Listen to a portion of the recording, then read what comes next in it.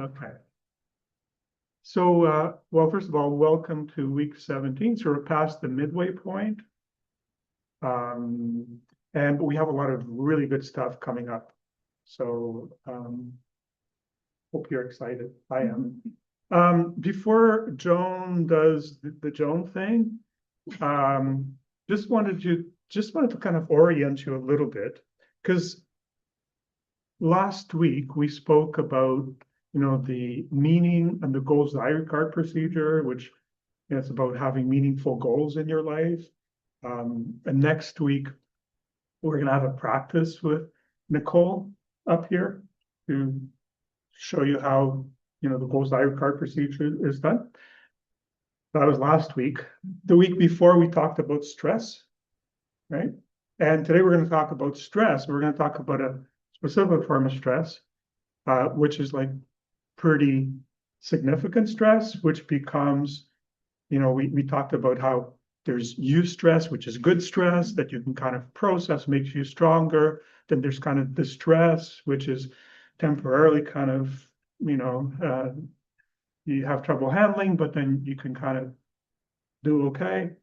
Now we're going to talk about traumatic stress, and we're going to talk about the traumatic stress disorders or trauma spectrum disorders. That's what we're going to talk about today. And the reason why we're talking about it, that's what I want to kind of orient you to, is, we started off in this course and we're talking about people becoming dysregulated, okay?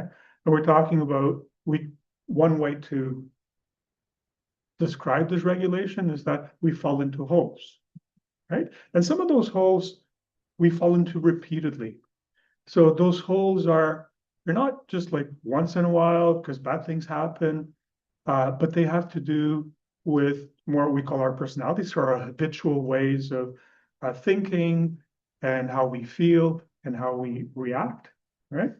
And so then we presented this model because I think it's really important to understand how personality develops. So we have this, called the depth psychology model, which is Freud and Carl Jung, that kind of looks at a lot of personality. It's unconscious, right? And the reasons why people have dysregulation and why we fall into holes, it's not like readily apparent at the surface. Not our rational self, has to do with our emotional self, right? So then we start looking a little more in depth into our emotional selves, right? And if you remember, we talked about what underlies our emotions are instincts, right? And we talked about a number of instincts, right? We said, there's the seeking and avoidance, there's sexuality, there's fight or flight, there's attachment, there's play. So those are kind of like the big five systems. There's others, but those are the big five. What we said is that because those instincts or systems in your brain, in your body as well, but because they underlie emotions, we have to understand them to understand why we struggle with our emotions. And then we said that there's a couple of things that, three things that kind of go into that affect instincts and affect emotions. And we said one is temperament. So from the get-go, some people, they're more sensitive. They have, so that's called temperament. So how you come into the world. They're neurotypical, for example, right? So that's a big part in what shapes instincts and then emotions and then personality, because they're all kind of linked, right? The other thing that we said is really important in shaping instincts and emotions and personality is what happens to you, right? So kind of taking the instincts one by one. So we talked about attachment. We spent a couple of weeks talking about attachment, and we talked about how what happens like in your early relationships, caregiving, parental relationships, how that because you can have secure attachment, you can have, insecure attachment, different forms. We talked about that. So how that can affect your psychology, your development growing up. Okay. So we talked about that one instinct, right? Attachment.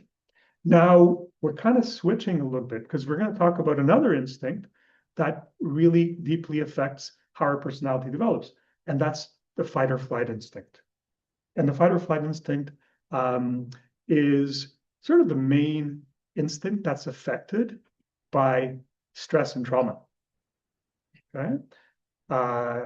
So this whole thing, like talking about this, is to help you to understand the factors that contribute to dysregulation, right? And that contribute to you falling into holes. And so I think a lot of people have had huge stress in their lives. A lot of people are living with trauma. That's what we're going to talk about today. And towards the end of the presentation, I bring up, and some of you might be familiar with his work, but he's a Dutch-American psychiatrist who is kind of one of my heroes. His name is Bessel van der Kolk.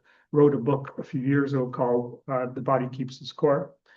And I just get such a kick. I've been to conferences where he's speaking. I try to get, when he's around this area, I try to go to whatever conferences he's speaking at, because he's a delightful, entertaining, controversial speaker. But one of the things that I remember him saying is, and I have that quotation later in the slides, but he said, that DSM is the textbook, or it's the Bible of psychiatry. It has all the diagnoses and has over 500 diagnoses, right? And it's like 800 pages, almost 900 pages. And Bessel van der Kolk said once that if you take trauma out of the DSM, you're left with a pamphlet. That was his way of saying almost everything in psychiatry is trauma. I think that he's not, okay, so I'm going to be a little critical of Bessel van der Kolk because he's not an attachment theorist. So I would have been happy if you said, if you take attachment and trauma out of DSM, you're left with a pamphlet, because I think attachment is super important. But I mean, attachment disorders are developmental trauma. So they're trauma early in your life, right? It's just, we call it a different thing, and it affects primarily the attachment system, but also affects fight or flight. Now, the last thing before Joan does her thing, but I think what's important to say is that, we're treating these different instincts as if they're separate, right? So, we talked about attachment, now we're talking about fight or flight, right? But they interact, they're not separate.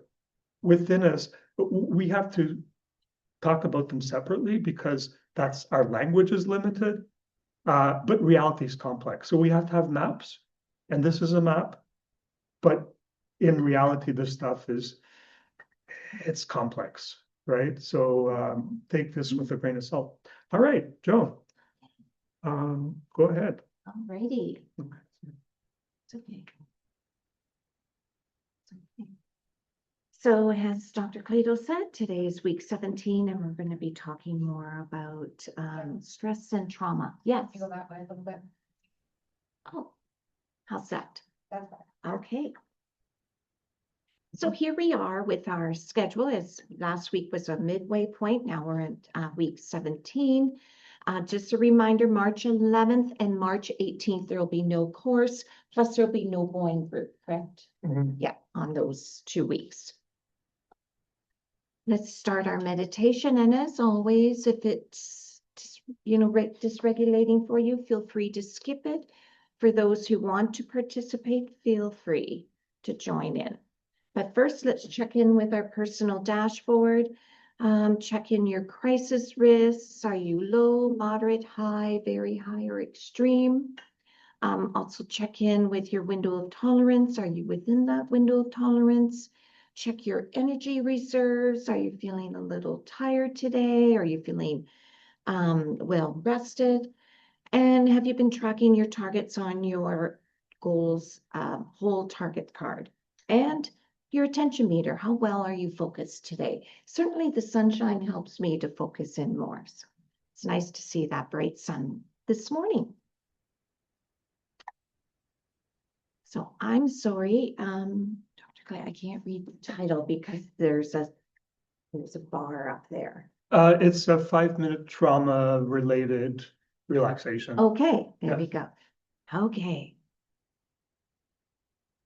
Before we begin, just a reminder, you are always in control of this practice. You can keep your eyes open or closed, shift your posture, or stop at any time. Nothing needs to be forced. We're not trying to relive anything. You're just noticing what happens to the body to feel a little safer right now. Let's begin by orientating to where we are. If your eyes are open, gently look around the room.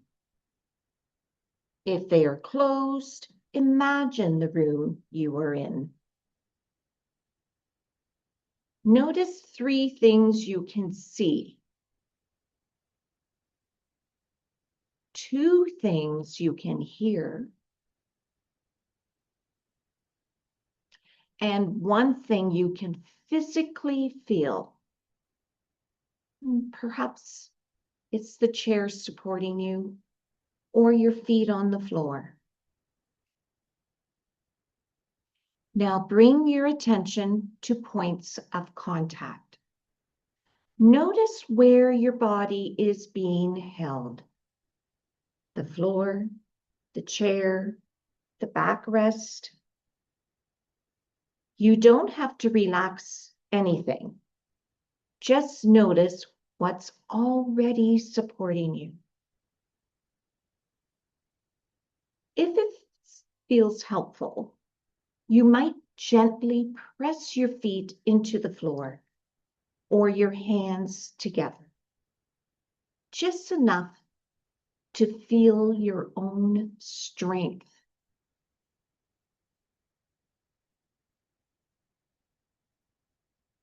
Now, let's bring to mind something that feels neutral or comforting. It might be this place, it might be a memory, a person, or even a simple activity like walking, drinking tea, sitting in the sun. Notice what happens in your body when you think of this. If nothing changes, that's perfectly okay.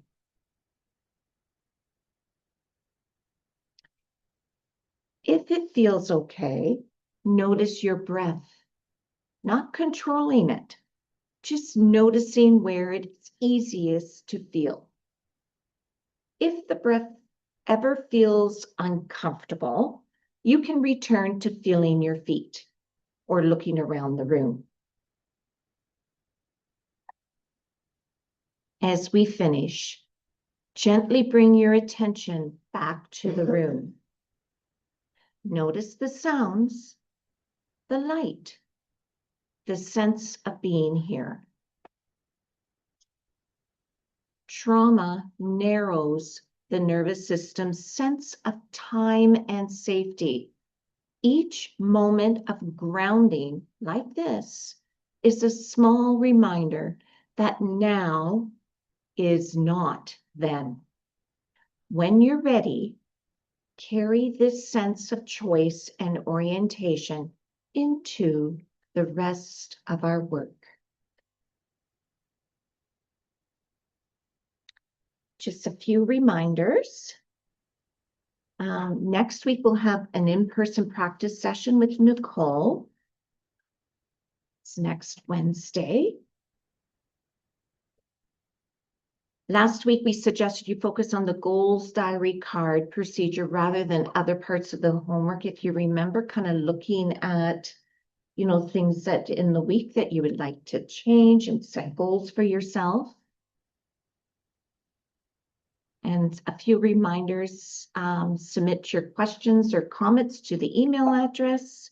This is the Simple Manual Session 20, if you could read that. And continue to do your goals diary card procedure over the next week. That's what we wanted you to focus on, rather than continuing to practice your crisis plans and diary cards, chain analysis, and rational mind remediations. Homework for next week, read the skills training workbook, pages 148 to 206. That's the green book, pages 148 to 206. Read the Simple Manual Session 21. Continue reviewing and practicing your crisis plans, diary cards, chain analysis, and rational mind remediations. And try to do that wellness assessment tool and choose your goals. Continue to track all the skills you've been learning using the DBT diary card or that list that we have, that tracking record.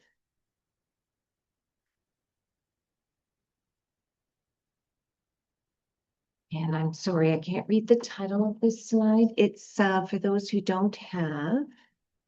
Oh, for those that don't have the second edition, Oh, of the DBT book. yeah, of that's the what we're green gonna book. cover next week. Okay, so we're going to be talking about emotions, like emotional regulation and how they work.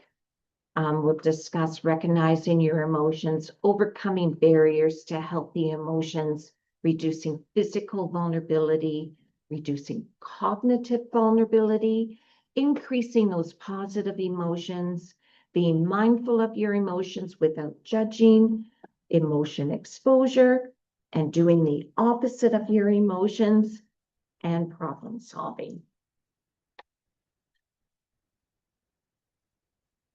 And there's our homework habits checklist. I'm not going to go through that. That's just a reminder if you need help with that. Weekly announcements. Last week we emailed you slides meant to help you think about your personal religious myth. Ideally, you will have worked on this by week 31, May 27th, which will be our Circle of Meaning session. So there's lots of time, but we wanted to give lots of notice for you to think about that. And this is just our reminders. I'm not going to go through that in any detail. Oh, here's our answers from our in-person responses for the people here in the room. This is what they reported to the poll that we did last week. So for question 1, the presence of meaning / overall, how meaningful does your life feel right now? 1, not meaningful at all. That was 0%. 2, 20%. 3 was 0%. 4 was somewhat meaningful, kind of middle of the road. That was 20%. 5 was 0%. 6 was 40%. And 7, very meaningful. 20% of the people selected that.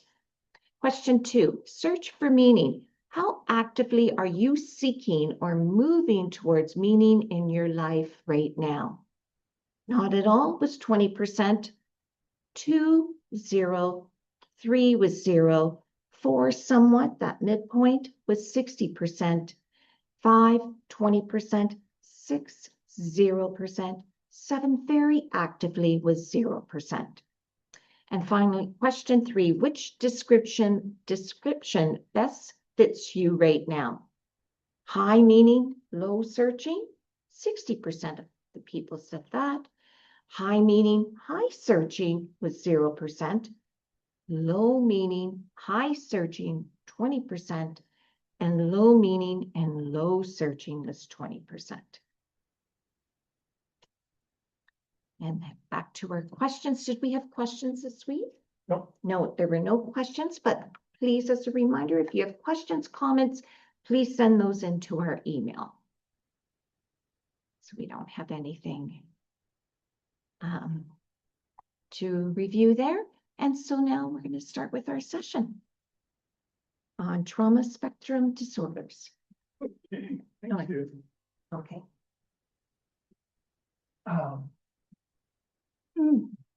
Oh, there, we can get rid of that. All right, so these are the, oh no, sorry. This is what we talked about 2 weeks ago when we talked about stress. Right, we covered those topics. And as I said in the introduction, we're going to talk about the trauma spectrum disorders. And this is the simple manual, that great book, that's in session 20 in there. So we're going to talk about trauma and the traumatic spectrum disorders, how psychologists, psychiatrists assess if you have a trauma spectrum disorder. We're going to talk about trauma spectrum in children because it's different than adults. I'm going to talk about, this is one of my favorite studies. It's the adverse childhood event studies. Fascinating. I'm going to talk about implicit and explicit memory. So explicit memory is memory as we think of it. It's like when we remember, what we had for breakfast or last time we went on vacation. But we also have what's called implicit memory, which is more of a body memory. It's an emotional memory, which is not conscious. We're going to talk about the difference between those two. We're going to talk a little bit about the physiology of trauma. We already started talking about that. We talked about polyvagal theory. And then we're going to talk about the outcomes. So if you are traumatized, what might happen to you? And there's a whole bunch of different things that can happen to people in terms of outcomes. And talk about psychiatry's blind spot for trauma. What is trauma-informed care? And if we have time, we're going to talk about some controversy surrounding memory and trauma. Okay. All right. So, yeah, today's material is, I think it's important that you watch how you're feeling, like be mindful what's going on with you, because it does kind of go deep into some things. You don't have to apply everything that we're going to talk to yourself. So don't start thinking maybe too much, but remember to notice what's going on inside of you. Step back. If you need to ground yourself. So this is especially important today. If you need to take a break or, just tune out, that's okay. If you notice yourself becoming a little dysregulated outside the window. As we try to help you understand trauma, we want to avoid you reliving it in the next couple of hours, because that can happen. Like when we talk about this, it might trigger, oh, yeah, that happened to me. And then you just kind of start going down that road. So be aware of that. All right. Some quotations. Pierre Janet. Pierre Janet was a contemporary French psychologist, psychiatrist, contemporary of Freud, just a few years younger than Freud.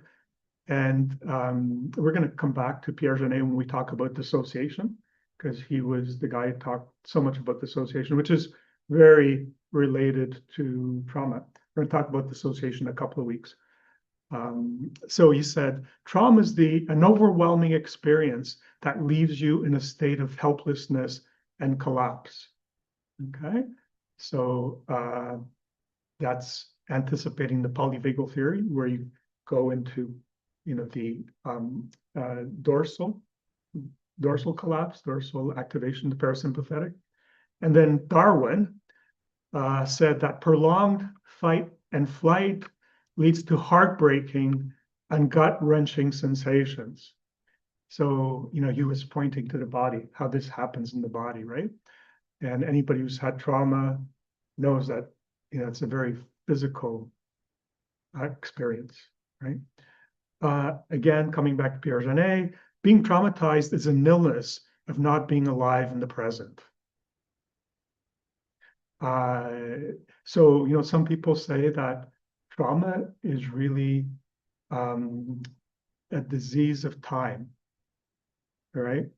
Or an illness of time, because you're stuck in the past, stuck in the trauma that happened to you. And part of you kind of comes to the present, continues living, but your nervous system is stuck in the past, right? So that's why it's called the illness of the past, of time. And then a couple of quotations from Bessel van der Kolk. And he said, who is there for you? So, those resources, people, connection is just as important as what happened to you. And this is very clear from research. We'll come back to this, that if there are people there for you, makes you much more resilient to trauma than if there's no one, which is like very important because we live in an age of disconnection, right? And another quotation by Bessel van der Kolk, the danger is that trauma becomes part of your identity rather than something to be resolved. All right. Okay, so, when you see a mental health professional, they may have different orientations and they may be asking different questions and encouraging you to ask different questions. So there's different kinds of mental health, and I think they ask different questions. So traditional mental health, which is like traditional psychiatry, right? It tends to ask, what's wrong with you? Or what's wrong with me, right? And then it comes up with a diagnosis. So what's wrong with you? Depression, anxiety disorder, personality. That's all. What's wrong with you? That's traditional psychiatry. When you move to kind of a trauma-informed mental health approach, the question shifts. So it becomes, what happened to you? Not what's wrong with you, but what happened to you, right? What kind of trauma? What kind of attachment issues, right? And then when you move to a so-called culturally informed mental health,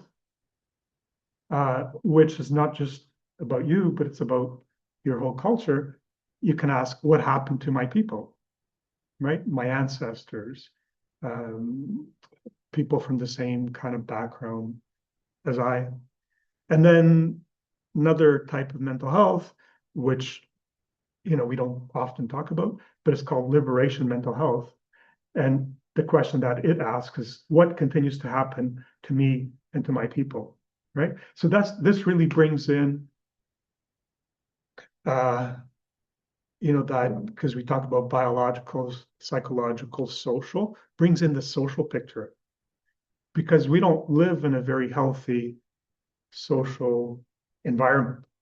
And if we're not aware that what is happening to us contributes to our mental health, we're leaving something out. So I think it's important to bring that in. This is a quotation from Linda Tai, and she wrote, trauma-informed mental health suggests that something has happened in the past, that through good therapy, we learn how to get over by becoming more integrated and resilient so that we can get on with our lives. Liberation mental health says that we're all born into oppressive systems in which some of us fare better than others.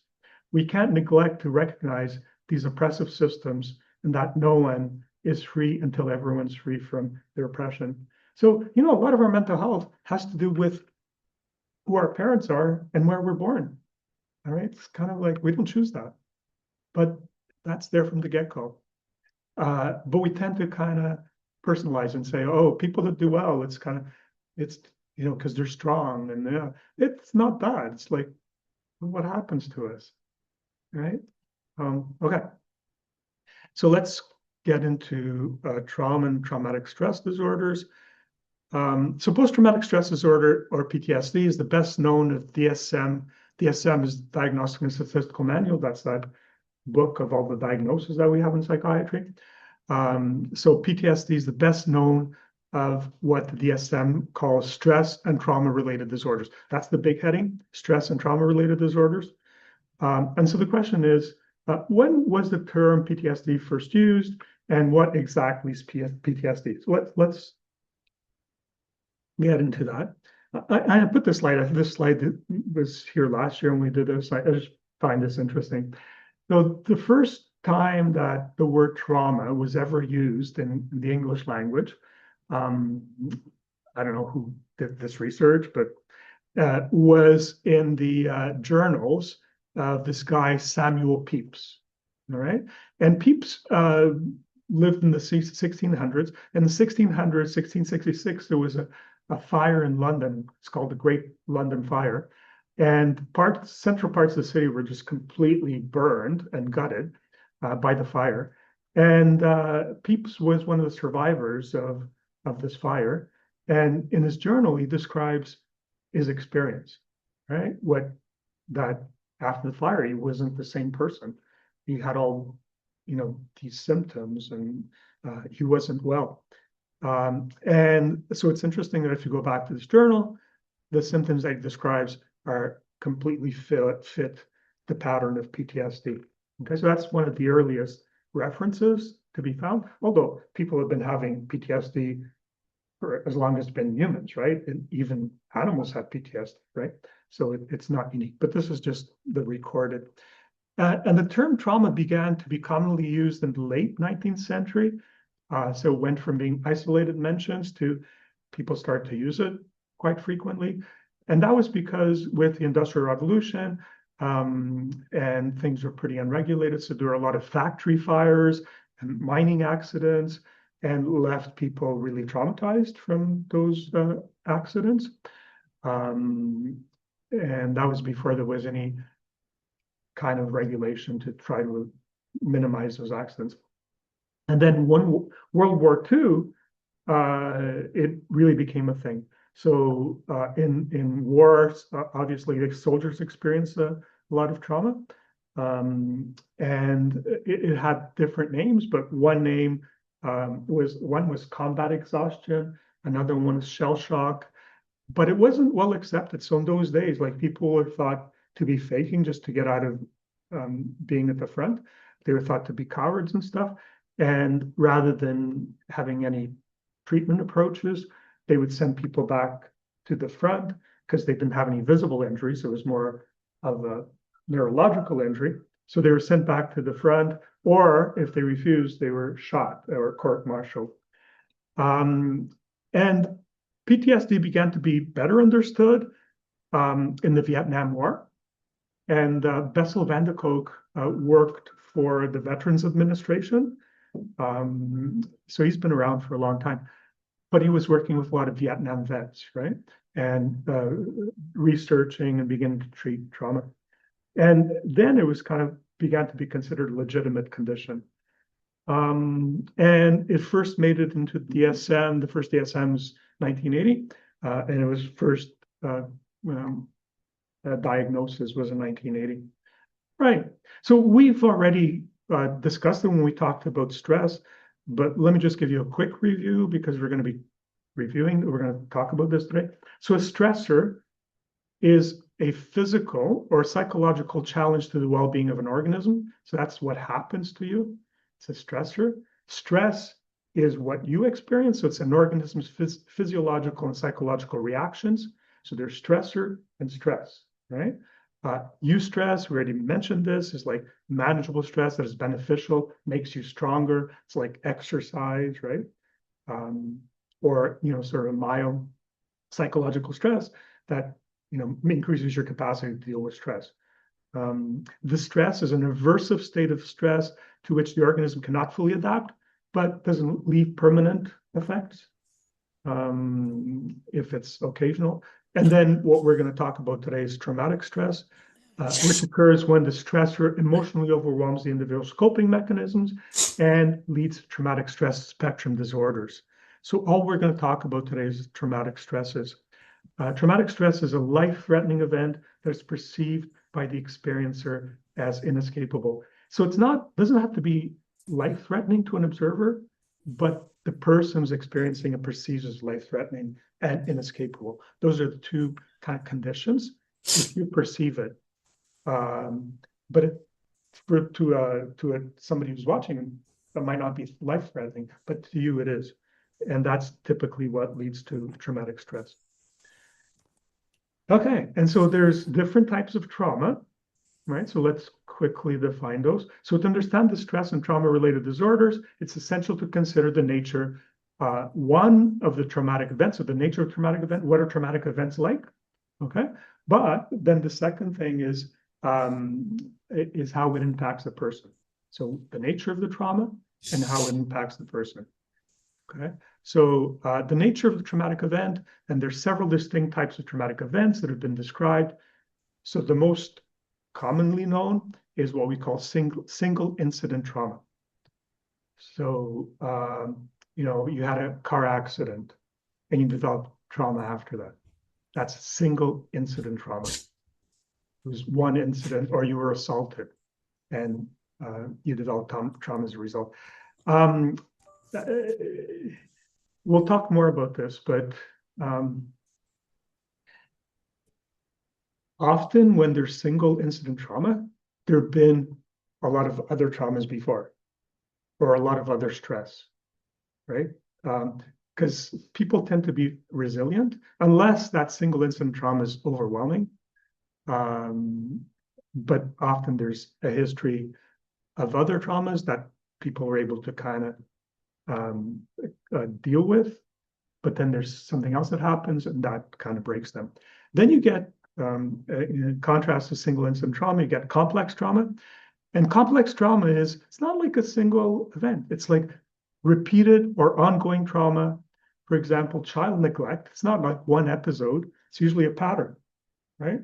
That's complex trauma. Ongoing emotional, verbal, physical, or sexual abuse. And often that happens in families, but it can happen in workplaces or other settings, right? So complex trauma there's many incidents, not just one. Then you get, so this is like a well-known type of trauma, which is called vicarious trauma. And vicarious trauma is like when you're exposed to others experiencing trauma. Okay? So a lot of first responders, a lot of police officers and stuff, they're exposed to enormous vicarious trauma. And because we're empathic beings, right? Just seeing other people go through trauma causes trauma in you, right? Or, if you're a kid and, there's violence between your parents, that's traumatic for the kid, even though they might not be directly abused themselves, right? And then we have what's called intergenerational trauma, which describes the impact of trauma experienced by previous generations and passed on to the next generation. Right? So even if if there is trauma in your family, even if you have like an okay childhood, you still get it. There's different mechanisms, right? Like epigenetics and stuff. But that's so common, right? Intergenerational trauma. And people kind of neglect this because we tend to ask when we're doing assessments, we ask about, well, what was your childhood like, right? And people, it was fine, and we forget to ask what was it like for previous generations, and that's really important. Okay, so that's all about the nature of the event, a traumatic event, and then how it impacts the person. So the psychological and functional impact, how it impacts you psychologically in terms of your functioning, how a stressor impacts someone depends on the person's resources. So if you have more resources, for example, if like the quotation by Bessel van der Kolk, if there are people there for you, that's a great resource that buffers and protects you from trauma. So the more resources that you have, connecting with others, that you're well off, you have the job, go back to meaning in your life. So individuals with more resources generally cope better with traumatic experiences. So people that are more vulnerable and people that, their resources buffer them from developing trauma spectrum disorders. And so resources include connections to helpful others, the support of social institutions, access to nature, a sense of contribution to the world, a sense that the world is meaningful, and attachment-related coping skills such as the ability to be mindful, self-soothe, have a healthy sense of self, and healthy relationships. So last week we talked about, meaning has to do with connection, right? So the more kinds of connection that you have, that helps you to cope with trauma, not develop trauma spectrum disorders. Okay, so this is a little bit of a map for what we're going to talk about today. So before we go any further, let's lay out a map for what we'll talk about today. Hopefully this will make the material feel less overwhelming, because that's pretty regular feedback we get, that we just cover so much material. And I'm really torn.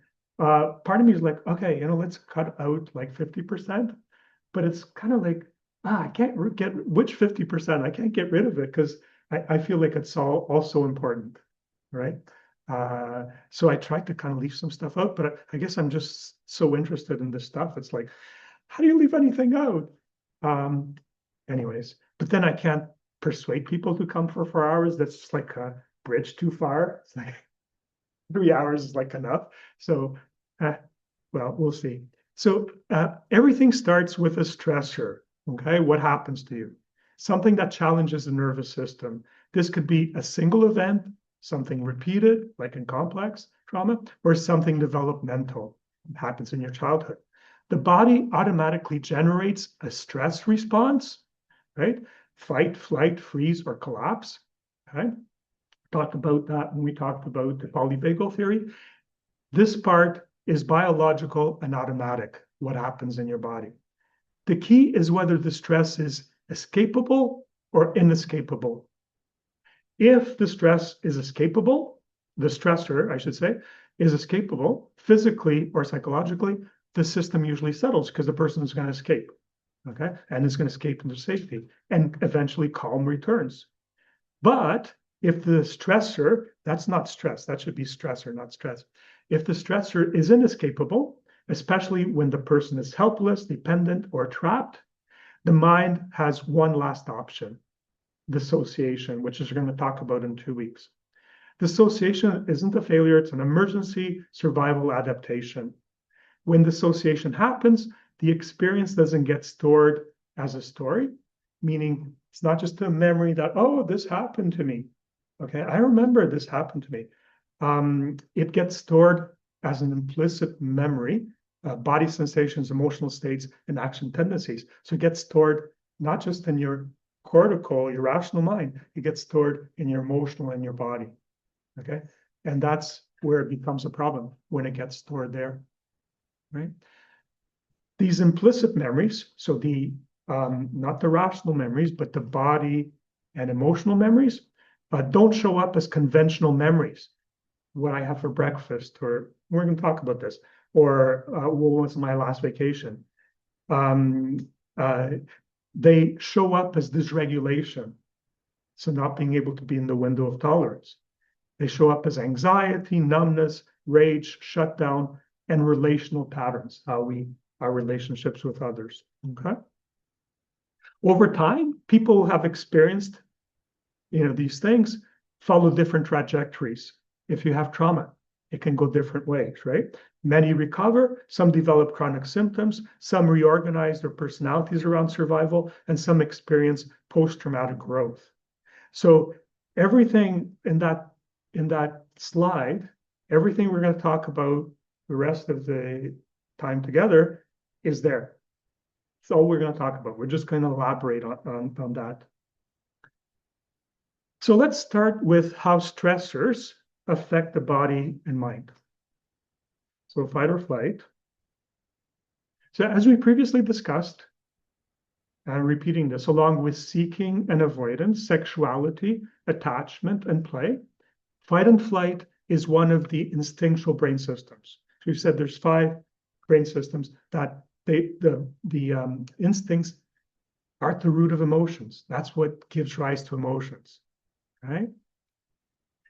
The fight or flight system is associated with emotions in the fear and anger spectrum, right? Makes sense. Fight is like, I'm angry, I'm irritated, right? Whereas flight is, I'm anxious, I'm frightened. Okay, so fight or flight system associated with emotions in the anger and fear spectrum, right? So from birth, and this is temperament, right? From birth, each person has a temperamentally set predisposition to feel a certain amount of fear and anger, right? So from the get-go, some people are like, with some little kids, they just kind of like show a little bit more anger. And some just are a little bit more afraid.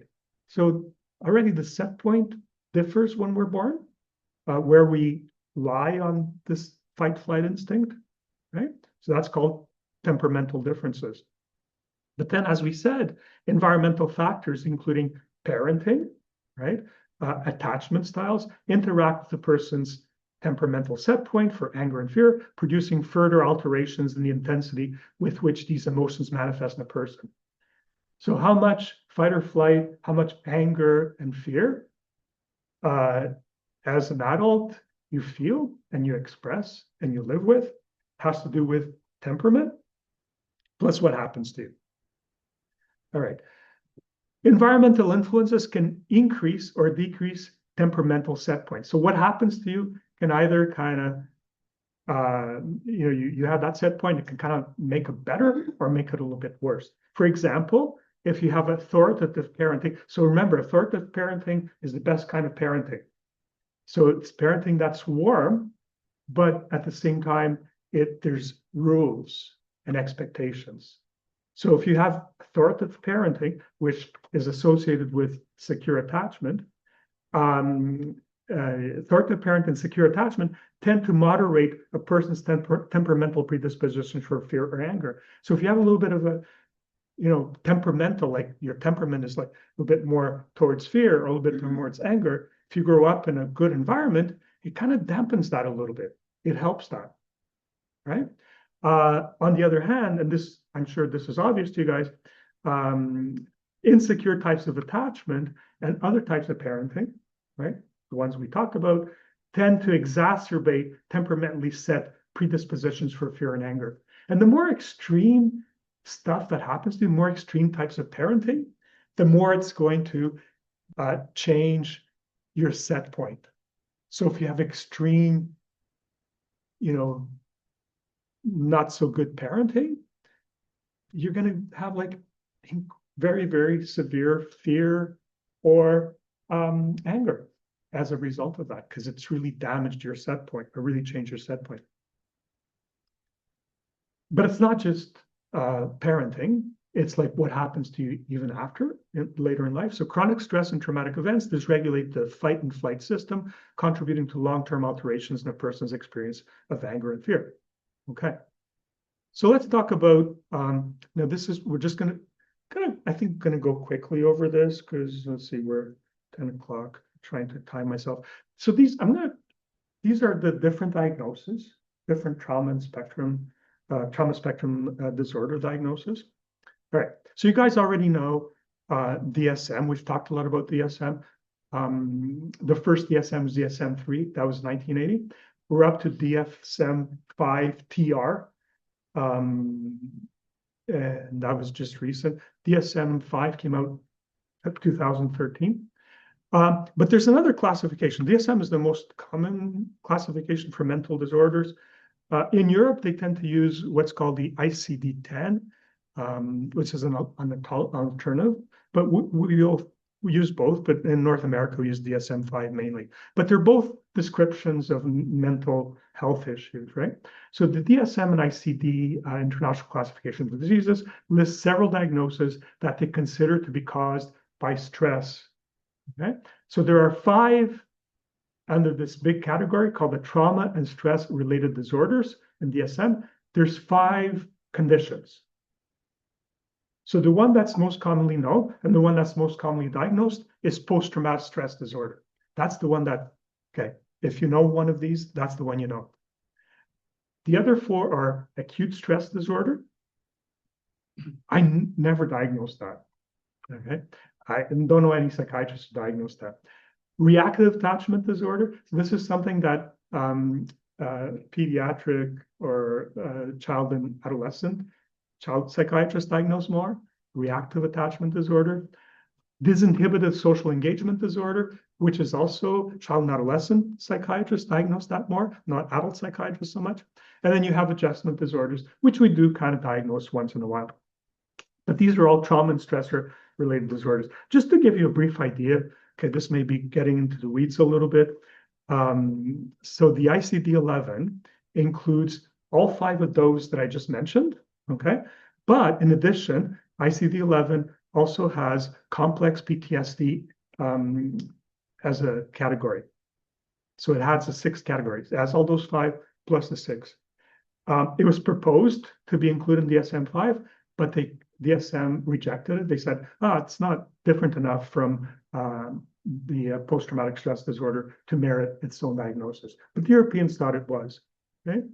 Okay. And the ICD-10 had another category called the enduring personality changes after catastrophic experience. Right. But the ICD-11 doesn't have that category. Anyways, that's a little bit kind of insider baseball.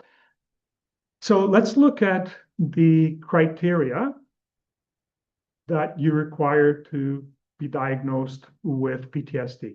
So PTSD is the best known of the stress and trauma-related diagnosis. So the diagnosis requires, and this is taken directly from DSM, okay? 1, experiencing. So you experienced it. Observing someone experience, it's that vicarious, you saw somebody experience, okay?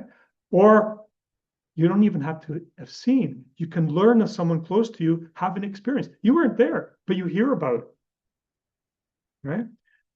Or D, being repeatedly exposed to aversive details of a traumatic, life-threatening event that is followed by, so this is like the experience you have, doesn't have to be directly happen to you.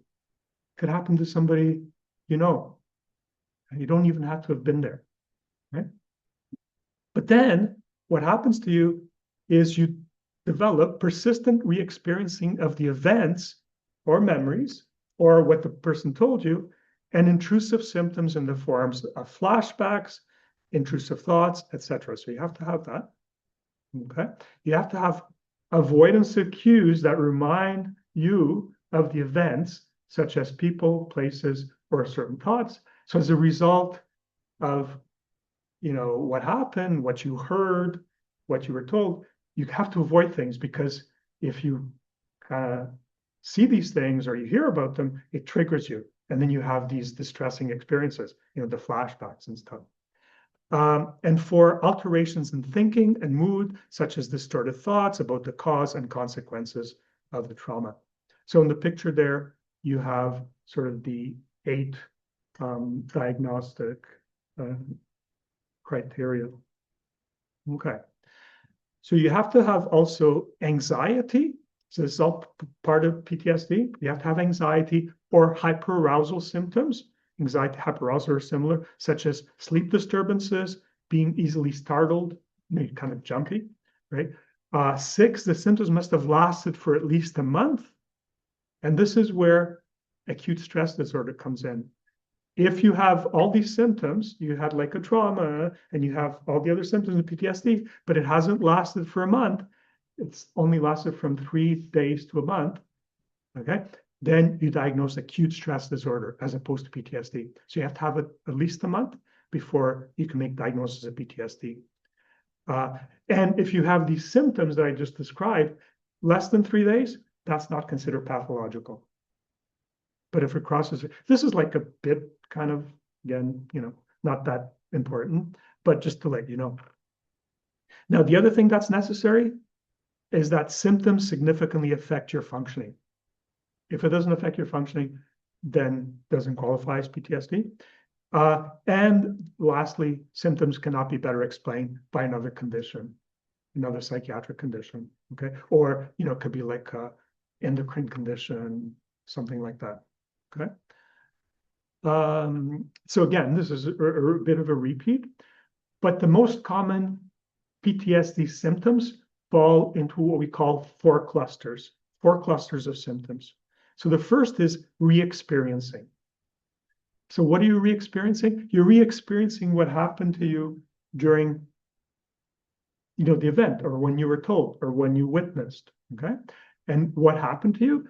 You might have had heart palpitations, difficulty breathing, stomach pains and diarrhea, chronic pain, nausea, vomiting, intrusive memories, flashbacks, nightmares, distress when reminded. So these are all kind of features of you're re-experiencing what happened at that time, right? The other cluster, in addition to re-experiencing these, physiological arousal, your body being in fight or flight, is that you avoid, right? So avoiding thoughts, feelings, people's, places, or situations linked to the trauma.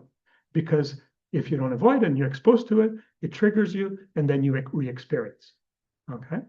And the other thing that happens, the other cluster, is that you're going to have negative mood and cognition.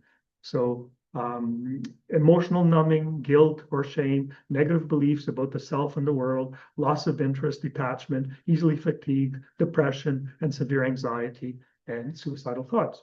Okay. And the fourth cluster is you have hyperarousal.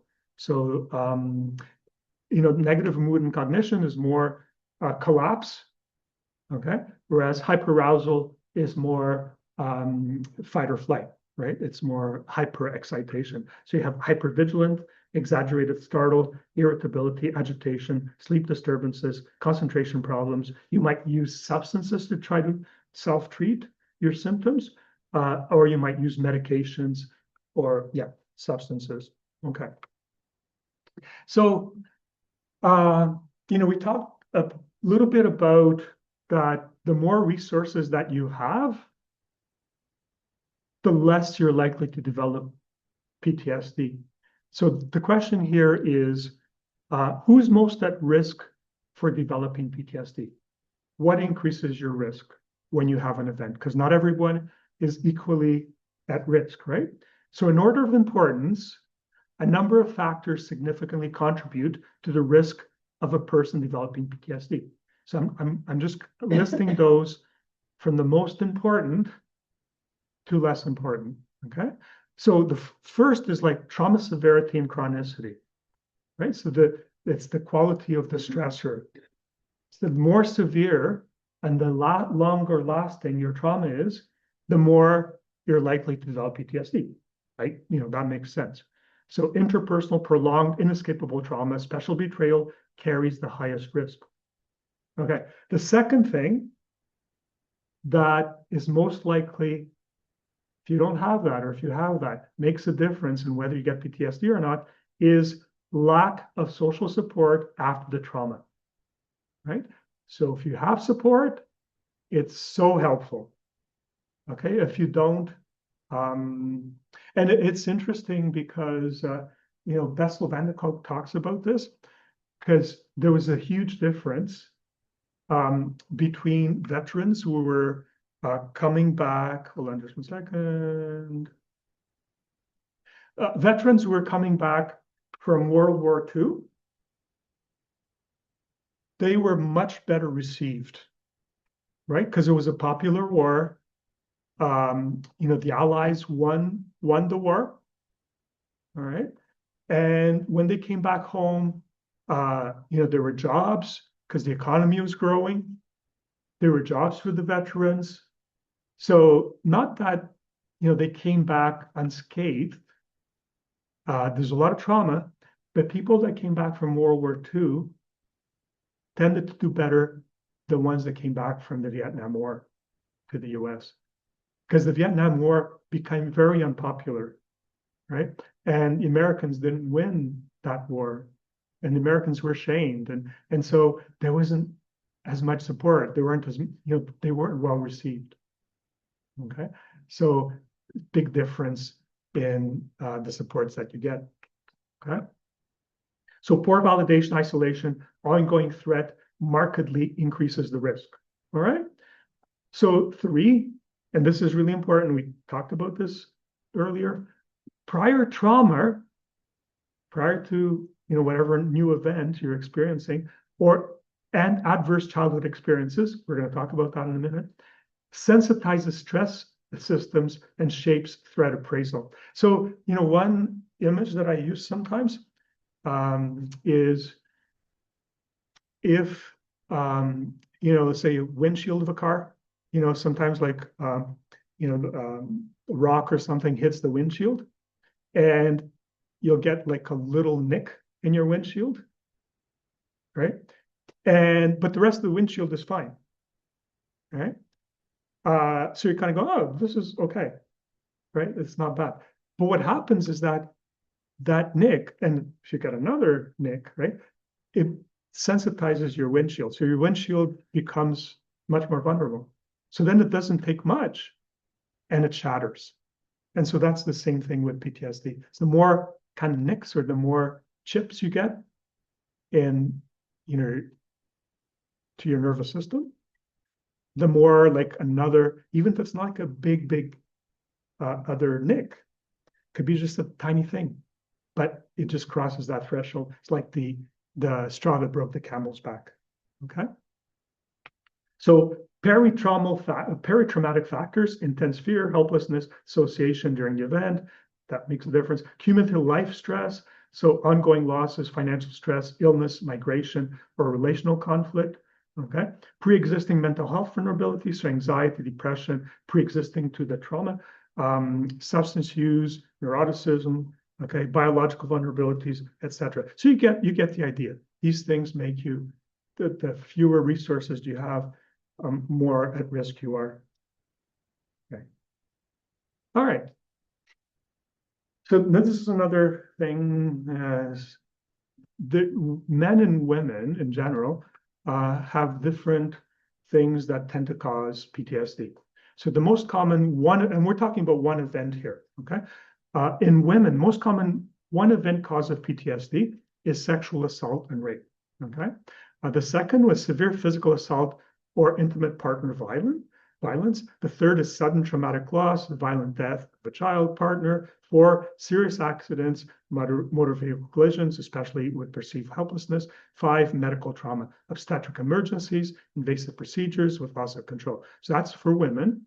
That's single incident, right? And for men, most common one is combat exposure to severe physical assault. Hold on just a second.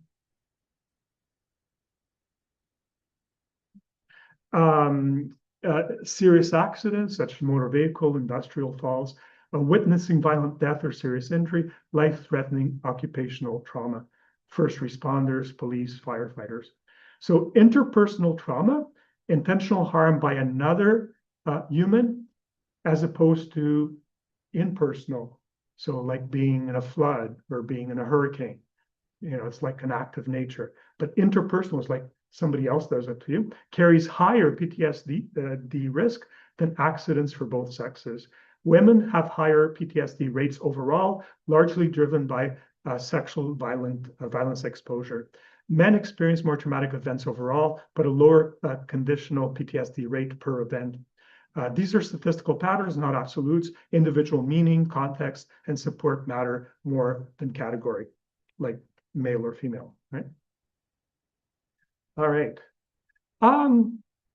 Just looking at time and 45. Okay, I'll some of these I thought, okay, we could kind of skip over. I think they're interesting because they go a little deeper into the subject. I thought this was like an interesting one. And because, we said earlier that for women, number one cause of PTSD is sexual assault and rape. So just to unpack that a little bit, these are statistics from 2018.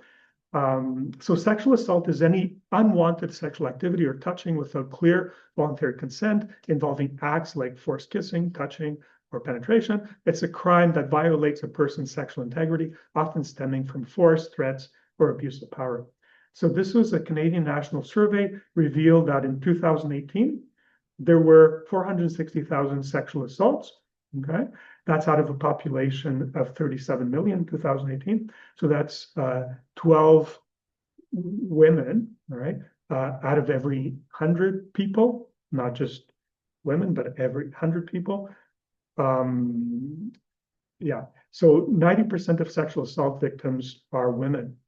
Of these 460,000, there are approximately 15,200 that were reported by police.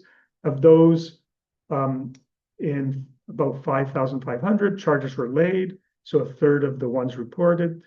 Only about half of those were prosecuted, and only about half of those were ever convicted. Okay, so yeah, so there's a lot to be improved there. So North American PTSD statistics. A traumatic event is a shocking, dangerous, or distressing experience that overwhelms a person's ability to cope, involving actual or threatened death, serious illness, or sexual violence, and can be a one-time occurrence or ongoing, leading to significant emotional and physical distress, like fear, helplessness, or horror. So 70% of North Americans experience at least one traumatic event in their lifetime, one event that meets those conditions. That's a lot, 70%.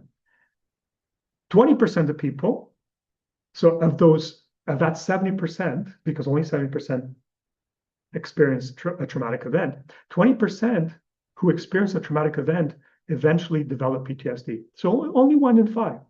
Okay, that's for one incident trauma. Right? Okay.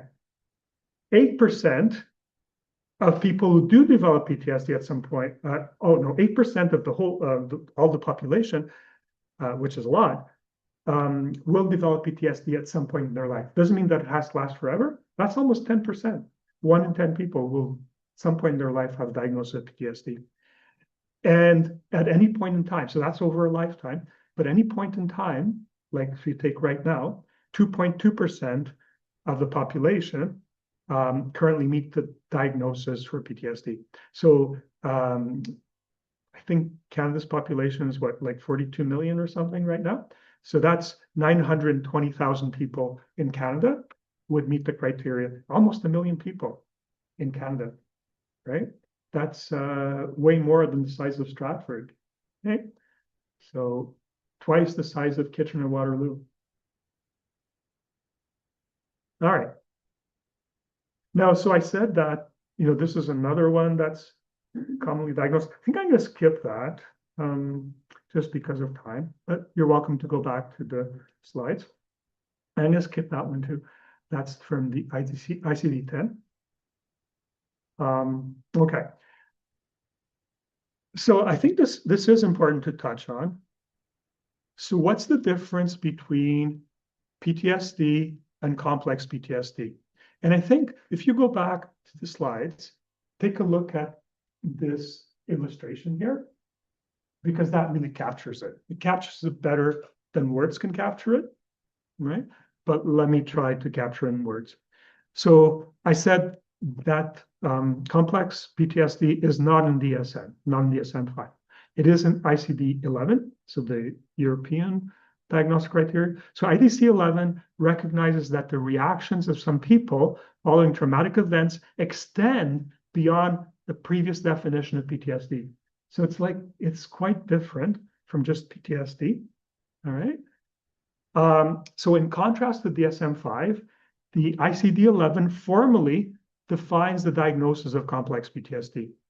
So according to the ICD-11, complex PTSD consists of the same core symptoms of PTSD. So all those clusters that I mentioned before, right? So they're still there in complex PTSD, right? I mentioned the 4 clusters, they're still there. And so that's like a sense of threat, avoidance, re-experiencing, right? That's PTSD. However, in complex PTSD, there are 3 additional groups of symptoms, which are sometimes referred to as disturbances in self-organization. So these are not in PTSD, they're in complex PTSD. So what are the 3 additional ones you get in complex PTSD? So you have problems in affect regulation, such as marked irritability or anger, or feeling emotionally numb. That's 1. 2, beliefs about oneself as diminished, defeated, or worthless, accompanied by feelings of shame, guilt, or failure related to the traumatic events. Okay. And 3, difficulties in sustaining relationships and feeling close to others. Some people will say, well, people with PTSD have that, right? But I think this is like really prominent with complex PTSD. So it's not like an absolute distinction. It's like sort of, because when you have these criteria, it might seem like it's either or, it's either this or that. I think it's more of a spectrum. So one can flow into the other. You can have like PTSD leaning towards complex PTSD, right? It's not categorical, so be careful with that. Yeah. No, I'm just wondering, looking at the time, because I have a bunch of comparisons because these are kind of things or diagnoses that are easily confused. I think I'll do this one, right? And then I'm going to skip over the other ones because I think this is like an important one. Because, you're one thing if you've attended like 17 sessions here. I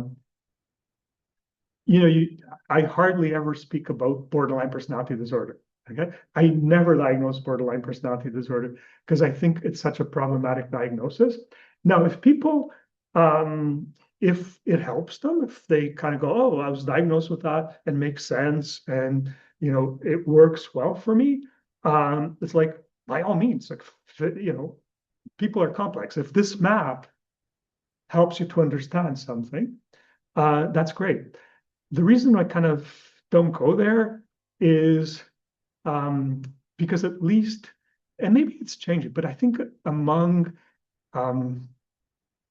mental health professionals, it did carry pretty negative connotations, the way it was used. Okay. And maybe this is not something that's well known, but it was kind of a way of dismissing people. Okay. And I hate to say this, but it's true. Right. It was just, oh, he's just a borderline, or she's just, and I'm sorry to say that. That's not my view. Right. And I hope it is, I think it is changing as we become more trauma informed. Not a very compassionate view, but Joan, like we kind of run in the same circles, right? And you hear that a lot. So so that's why I don't use it. I don't think it's that helpful. But just to because it is like in DSM-5, right? So let me just go over quickly the differences according to the literature. This is not according to me, it's according to the literature, because I don't like that diagnosis, but between complex PTSD and borderline personality disorder, okay? Because there's a huge overlap, according to the literature, between the two, and how are they different? So the similarities between the two diagnoses is that both you have emotional dysregulation, both involve intense, rapid shifting emotions and difficulty calming down. In both, you have relationship instability, fear of abandonment, conflict, and turbulent connections are common. Identity disturbance, struggle with self-concept, feeling empty or disconnected, and trauma link. Both are strongly associated with childhood trauma, especially chronic neglect or abuse. Now, some of the differences between these two concepts, according to the literature, core origin. So complex PTSD results from prolonged repeated trauma, often in childhood, abuse, captivity, domestic violence, borderline personality disorder, considered a personality disorder shaped by a mix of temperament, attachment disruptions, and trauma. Okay.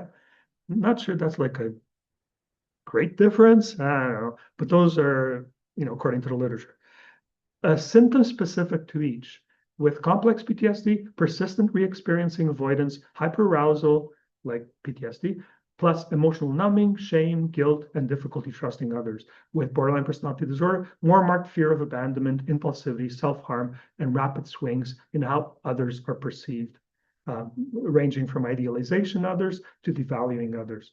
I think that kind of, that sort of makes some sense to me. Sense of self. In complex PTSD, identity shaped by trauma, often feelings of worthlessness and permanent damage. Borderline personality disorder, identity is unstable, shifting with mood and relationships, not always trauma-centered. Course and treatment, complex PTSD, treated with trauma-focused therapies, EMDR, somatic therapies, trauma-informed cognitive behavioral therapy. Borderline personality disorder, treated with structure therapies like dialectical behavioral therapy, schema therapy, focused on emotional regulation and interpersonal effectiveness. All right. Now I'm going to skip these other ones, differences between borderline personality disorder and bipolar. That's something that's also kind of, there's some misunderstanding, and sometimes you know, it's, you know, there was a psychiatrist in London, Dr. Sharma, I think was his name, who was a specialist in bipolar disorder, right? And I worked 1 day a week at Regional Mental Health Care for a few years. And it was interesting. I would see the same people, and I would diagnose people with emotional dysregulation. You would diagnose them with bipolar disorder, right? So you were seeing the biological picture. I was seeing kind of the psychological, you know, the trauma and stuff like that. But you know, it's like, is it one or the other? Doesn't matter.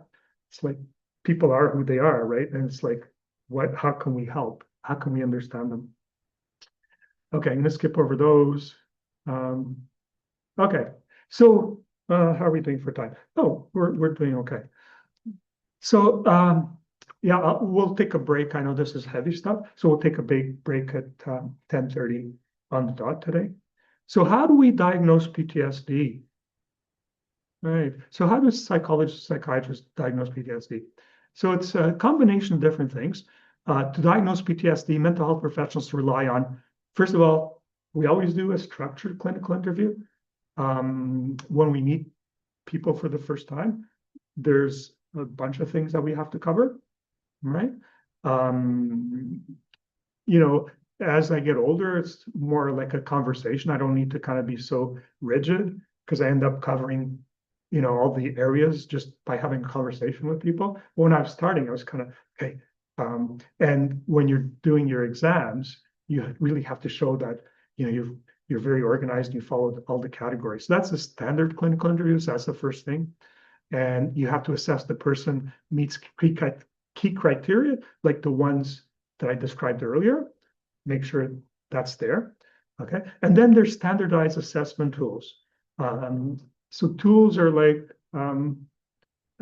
in the package that we sent out at the beginning, there's the trauma assessment adult trauma, I think that's what it's called, which goes through. I'll show you that in a second.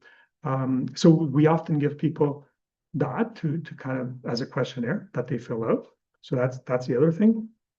And then the third thing is clinical judgment and context. So we have to consider, could it be something else, right? We have to consider this in terms of people's culture, the development, and sometimes, you know, diagnosis, it's very hard to make it right at the beginning. You know, it's interesting because like in back of our minds, because you know, diagnosis is important because sometimes there are medications that are pretty effective. So it's pretty important to diagnose bipolar disorder versus emotional dysregulation, because bipolar disorder does respond better to some medications like mood stabilizers, like lithium and Divalproex and lamotrigine. Now, if it's more emotional dysregulation, it could also like respond a little bit, doesn't respond as well. So it's important sometimes to try to parse it out a little bit. But you know, what's interesting is that there are people that I've known for 30 years, like some of my patients I know for 30 years, and it's kind of like, I still don't know, right? And I think it's like a bit of both, because you know, the territory is complex. And you know, there are people that I have some patients that you know, like sometimes it seems like, yeah, this is really bipolar, right? But then if you treat the emotional dysregulation, the bipolar gets better. It just kind of points to these things aren't black or white, right? All right. So that's the trauma checklist adult. That's one of the screening tools that I was mentioning earlier. So trauma checklist adult is a frequently used structured screening tool that helps organize trauma exposure and its impact across 4 domains. So if you're wondering if you meet the criteria for PTSD, not complex PTSD, but for PTSD, and if you do have PTSD, you're going to meet those criteria as well as the additional ones. So I would encourage you, if you haven't already done it in the package, go through that and see what your answers are. So it breaks this down for the symptoms or the experience down into 4 domains. So the first one at the top there, here, see the red writing there? The first one asks you about the nature of the traumatic event. Okay? So what was the stressor? What happened? It asks you type of trauma, was an assault, accident, disaster, the frequency at which this happened, duration, how long did it last, how old were you when this happened, and whether it was between you and another person, or whether it was like, nature, accident, not somebody did it to you. So that's the first section. And then the second section, so down here, person's perception, immediate effects of events. That's what it actually captures, how it was experienced, how you experienced it, because people experience it very differently. How afraid you were, how helpless, horror, association, perceived threat to life or integrity during the event. Okay, and then there's another page. So the third domain that it asks you about is the symptoms that you experienced in the aftermath. And remember, this has to be like more than 3 months. Okay. So if it's just less than 3 months, it doesn't meet that criteria. So symptoms experience assesses current and past symptoms. Are you re-experiencing? Are you avoiding? Are you emotionally numb? Do you have negative mood cognitions and hyperarousal? So those 4 domains that we were talking about before. And then the last is, it looks at how much does it impact your functioning? So the functional impairment, how much does it affect your life, right? Evaluates the impact on life, on your relationships, on your functioning at school and at work, on your day-to-day functioning, on your emotional regulation and your quality of life, right? So those are the 4 areas that when you're doing an assessment, you want to look at, right? So it's important not to leave any of those out. So the trauma, oh, hold on, oops. Oh, I go, oh, I wanted to go back. I went forward. Okay. Sorry. So the trauma checklist adult links what happened. So the type of stressor, how you experienced it, right? In the moment, what symptoms emerged afterwards, and how much it disrupts your life. Okay? That's what it kind of looks at. All right. So let's quickly do this, and then we'll break right after this. This is not a very long section. So far we talked mostly about trauma in adults, but how does trauma affect children, and is there a diagnosis different in children than adults? Right. So the diagnosis of PTSD can be made in children 6 years of age or even younger. So you can make it like a 4-year-old, right? Who are exposed to life-threatening events, serious injury, or sexual violence. So exposure, when we say exposed to life threat, what does it mean? What does exposure mean? It means that they might have been the victim, they witnessed so a primary caregiver, so mother or father or caregiver, being exposed, right, or living through this, or learning, okay, so you don't have to be present, learning that a caregiver was the victim, even though they weren't there. Now, we know that children are significantly more vulnerable to trauma than adults, because adults might have developed ways of protecting. Children are pretty helpless, right? Adults can more easily run away from a situation. Children can't run away as easily. They're more vulnerable. Okay? So events that are often traumatic for a child who is helpless without a caretaker may not be so traumatic to adults. For example, being left by a significant figure or having a serious medical procedure. So medical procedures can be very traumatic, especially before, when we talked about attachment, how they didn't allow parents to be there. because kids just don't understand why this is. Whereas for an adult, you can kind of like, medical procedures can still be traumatic, but maybe not as much as for children. Okay, so caregivers are often involved in children's trauma, either directly or through neglect, leaving the child at increased risk of exposure to predators, accidents, or misadventures. All right. As for adults, childhood traumatic events can be brief and single instance, or prolonged and repeated.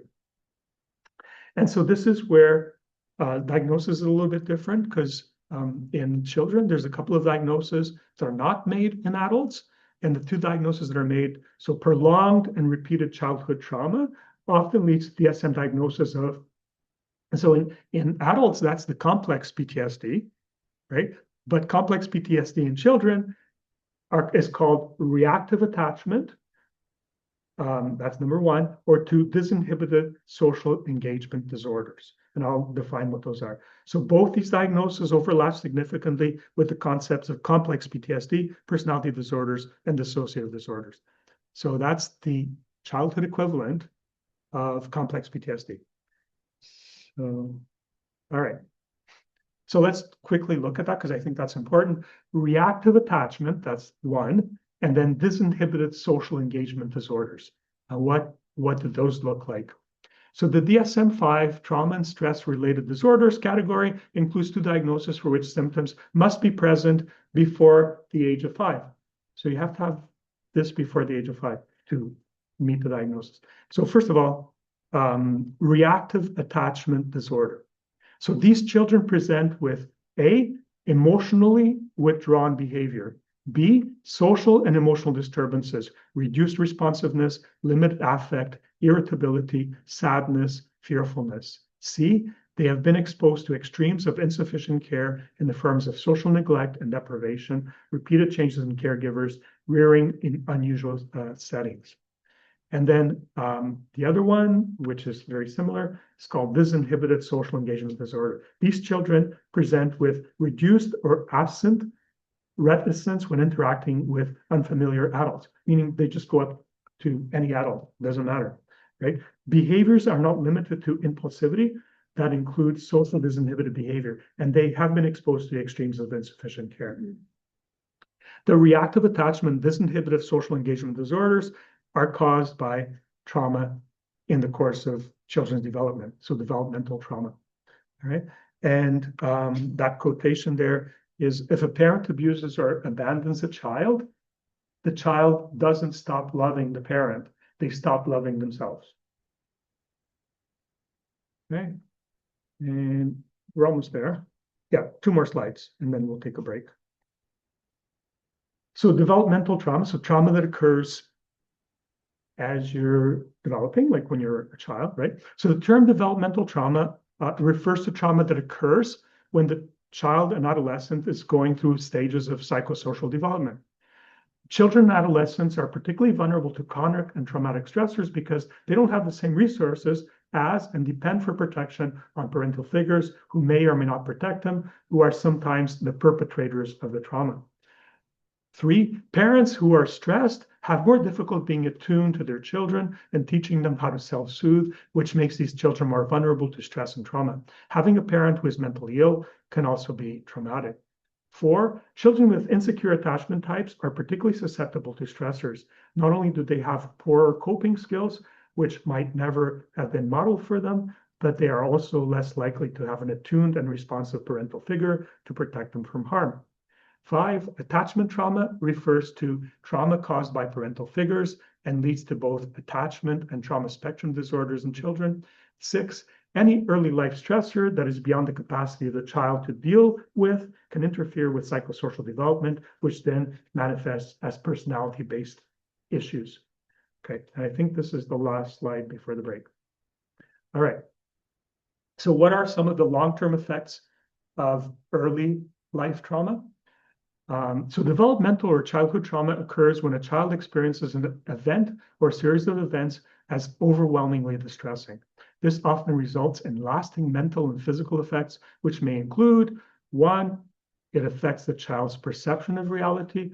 2, wires the child's brain to expect danger. 3, primes fight, flight, and freeze response, reducing the window of tolerance. Okay, so smaller window of tolerance when they become adults. Creates relationship problems and makes it difficult to make friends and maintain relationships. Takes away the child's sense of safety. Increases the stress hormones flowing through the body. Creates a sense of helplessness. Results in serious behavioral problems. Reduces their ability to respond, learn, and process information effectively, which can result in school problems, causes lasting physical health problems, and so on and so on. I mean, that's not just the things that it causes. Those are some of the things that it leads to. Early trauma predisposes children to a cascade of trauma in that their symptoms. So early trauma, it's like, you know, the expression, when it rains, it pours, right? It's kind of like that. Early trauma just predisposes you to more trauma later in life. So in that their symptoms make it more likely that they will experience trauma again and again throughout their lives. Okay, so just, let's take 10 minutes, come back at about 22, and just kind of notice how you're feeling, because that was like pretty heavy material, okay? Just, how far are we? Thank you, Lauren. Let me just share my screen with you guys. All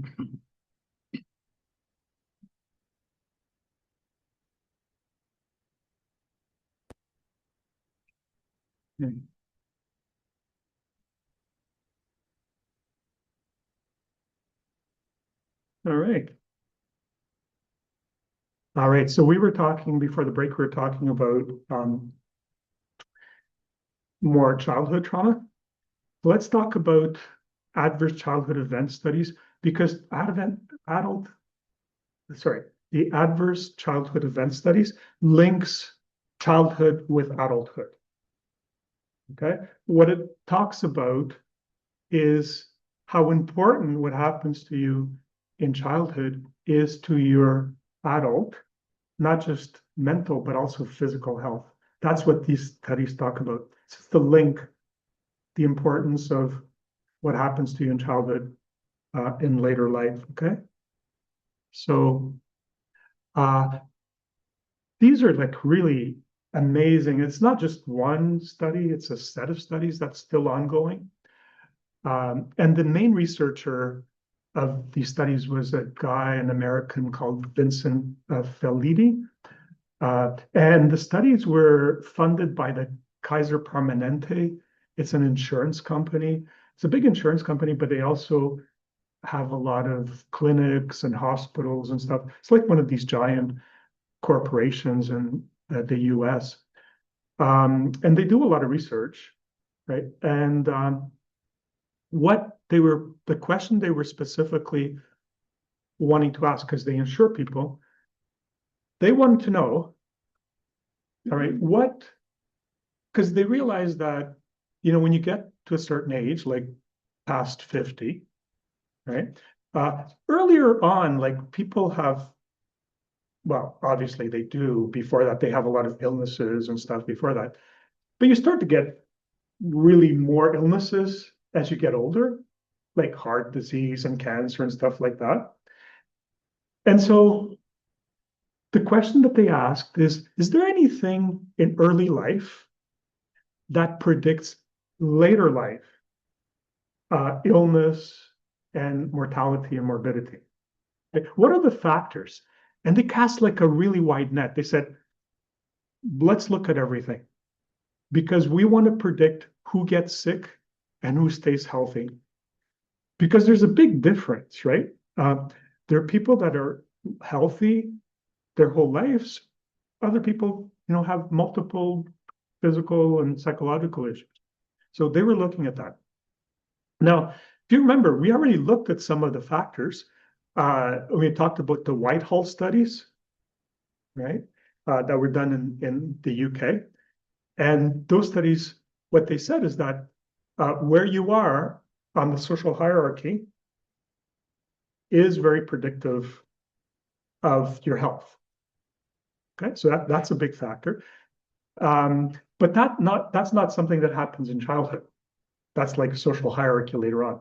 So is there something that happens in your childhood that even affects where you are in the social hierarchy later on? Right? So this is the question that these guys were looking at because, yeah. So this study involved 17,000 patients, adults. Yeah, 17,000. These were all people that were covered by Kaiser Permanente. They're all their clients, right? They had insurance through them. They used their health services, right? And the first batch of these studies was published in 1998. And what they found, because there's many things that happen to you in childhood, right, that affect your later health. But they found that there's what is most predictive, more than anything else, of your later psychological and physical health is childhood adversity. So bad things happen to you in childhood predicts more than anything else, more than your biology, more than genes, more predicts how are you going to do physically. And that can change, right? It's not written in stone, but it does predict that. And they focus specifically on 10 categories of adversity in childhood that correlated with health outcomes in adulthood more than any other variable. When this data was first published, it was ignored, right? It's like, what? So it's very controversial.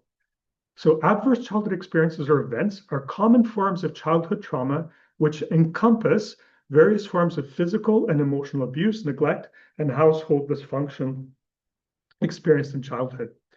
ACEs have been strongly linked to premature death, as well as to various health conditions, including mental disorders.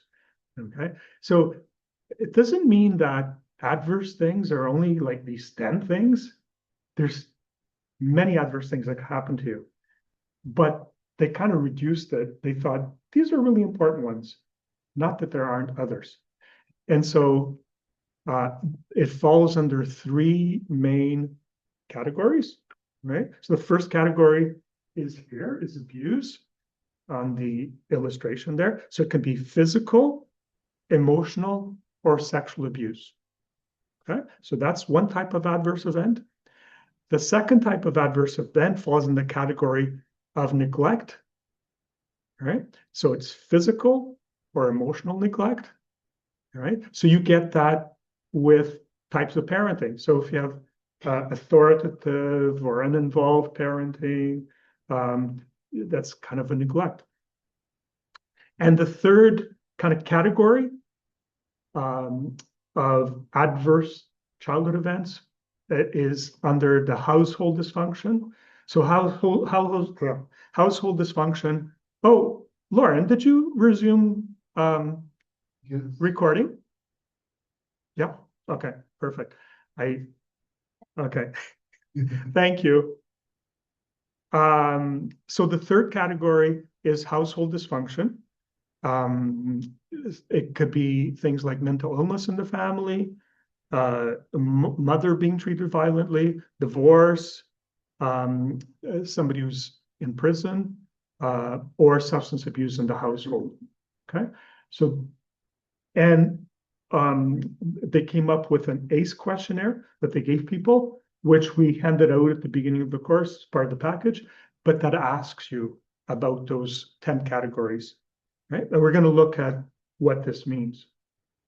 All right. So toxic stress, a link to childhood maltreatment, if you have those adverse events, is related to a number of neurological changes in the function and structure of the brain. The adverse childhood events follow-up studies are beginning to identify specific biological changes and biomarkers associated with different kinds of ACEs. Okay, so they're looking at how your physiology changes. They're doing, kind of scans and stuff like that, looking at how, looking at people's immune system, for example, how their immune system is different than if they didn't have these adverse events in childhood. So what is incredible about this data those 17,000 patients, is that those 17,000 people were actually middle-class San Diegans, right? 70% were white and 70% were college educated. So this was a privileged, really privileged population, right? It wasn't like just anybody off the street. They had good health care, they had good insurance, right?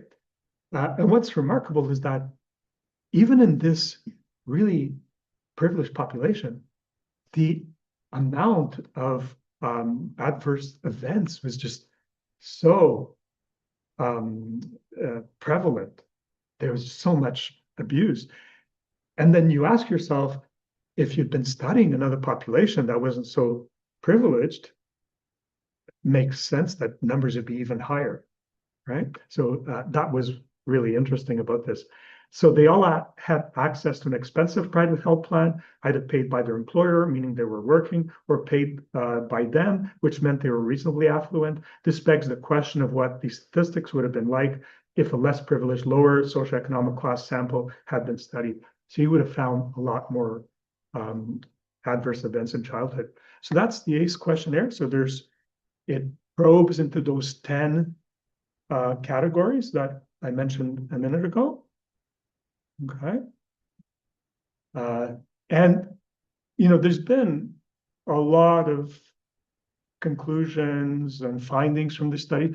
I can't go over all of them because it would take too long. But let me just tell you some of what they found.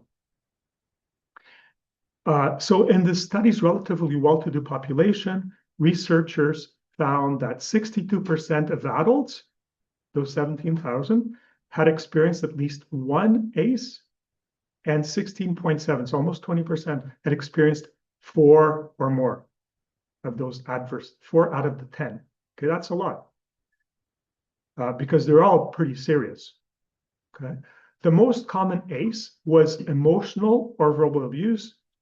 The second most common was parental separation or divorce, substance abuse by a household member, physical abuse, witnessing domestic violence, and having a household member with mental illness. 11.4% of the sample had suffered sexual abuse, so 1 out of 10 more, and that's out of those 17,000. So that's like 10%, right? 11%.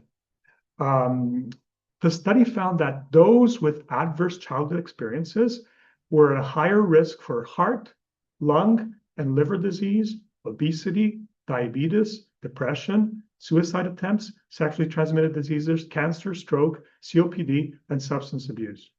Okay, so now this is like adverse events or things that have experiences that you have. And what you get there is that the incidence of all kinds of physical problems just goes up so much. So psychological stuff causes physical problems later on.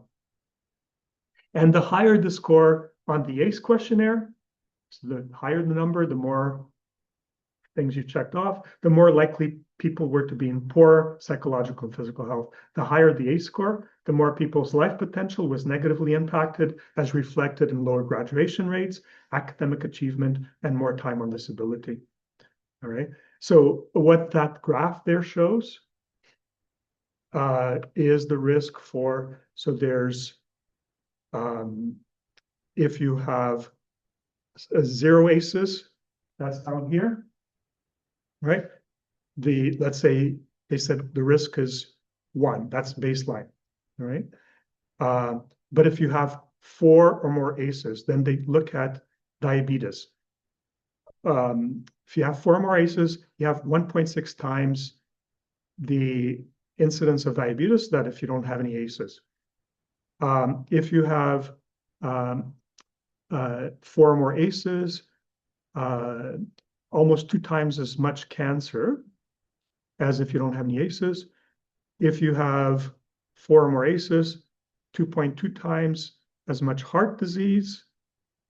And if you have 4 or more ACEs, you have 4 times more risk of lung disease than if you have no ACEs. Okay, so those are all physical conditions. So how what's the mechanism? Why does like something psychological that happens to you cause like physical, not just psychological, but physical problems later in life? So this is other findings from the studies. 50% of the excess morbidity and mortality, so illnesses, 50% arising from the ACEs is attributable to high-risk behaviors or lifestyle, such as belonging to gangs, crime, unhealthy eating, smoking, substance use, etc. There are more common in populations with ACEs. So if you have a lot of ACEs, you're more likely to have unhealthy life habits, and that's more likely to lead to illness. So that's 50% is explained by life habits, right? That if you have more ACEs, more negative life habits, more disease. However, the other 50% is independent of behavior. So even if you have like very good habits, very good lifestyle, so that even study participants with high ACE scores that led healthy, low-risk lives had significantly more morbidity and mortality, so illness and early death, than people with similar lifestyle but no ACEs. Okay, so it's not just like your lifestyle. It's even if your lifestyle is okay, still impacts you. So kids who have 4 or more ACEs have 32 times the rate of learning and behavioral problems than kids with no ACEs. Many of them are misdiagnosed with ADHD and treated with stimulants. Keep in mind that social, academic, behavioral, and cognitive issues impair children's psychosocial development, right? Other adversities besides the 10 listed in the ACE questionnaire are also likely to lead to toxic stress, including, it's not only those 10, but things like community violence, homelessness, discrimination, foster care, bullying, repeated medical procedures, life-threatening illnesses, death or loss of a caregiver, and in teenagers, verbal and physical violence from a romantic partner and incarceration. So it's not only those 10, right? All those things are also going to impact you. I guess this is pretty depressing to hear, right? But it's reality, right? So adverse childhood events occur more often in children with insecure than those with secure types of attachment, no surprise, and in families with authoritarian, permissive, and especially uninvolved parenting than they do in those with authoritative parenting, best kind of parenting, no surprise. Secure attachment provides not just parental protection, but also teaches the child emotional regulation skills, which are protective from adverse events.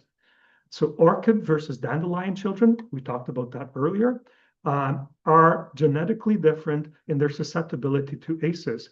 Orchids have temperamentally suboptimal polyvagal regulation in response to a stressor. This can, however, be moderated by maternal sensitivity. Orchid children with a highly sensitive mother have normal polyvagal regulation. What this means is that, so, because we talked about orchids and dandelions before, if you remember that.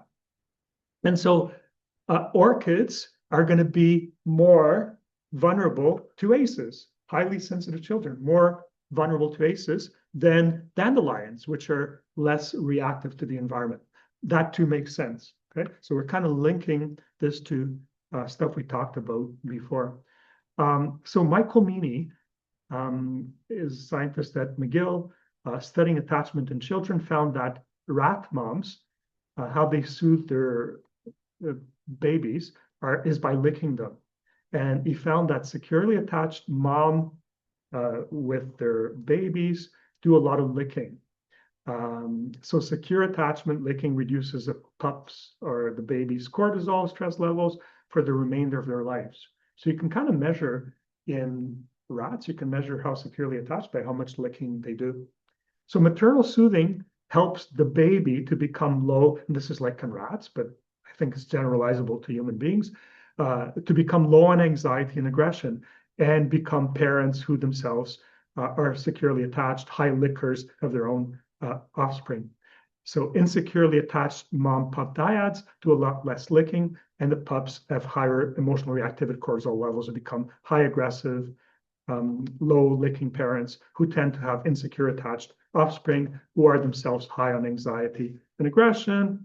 Okay, what does this apply? How does it apply to humans? So high stress and poor stress regulation also lead to injury to telomeres, which are bumpers, because we're looking at the physiological mechanisms of morbidity and mortality of the cell's DNA. This leads to more rapid cell senescence, they age faster, and premature aging of organs, which is part of the mechanism for the increased morbidity and mortality with high ACEs.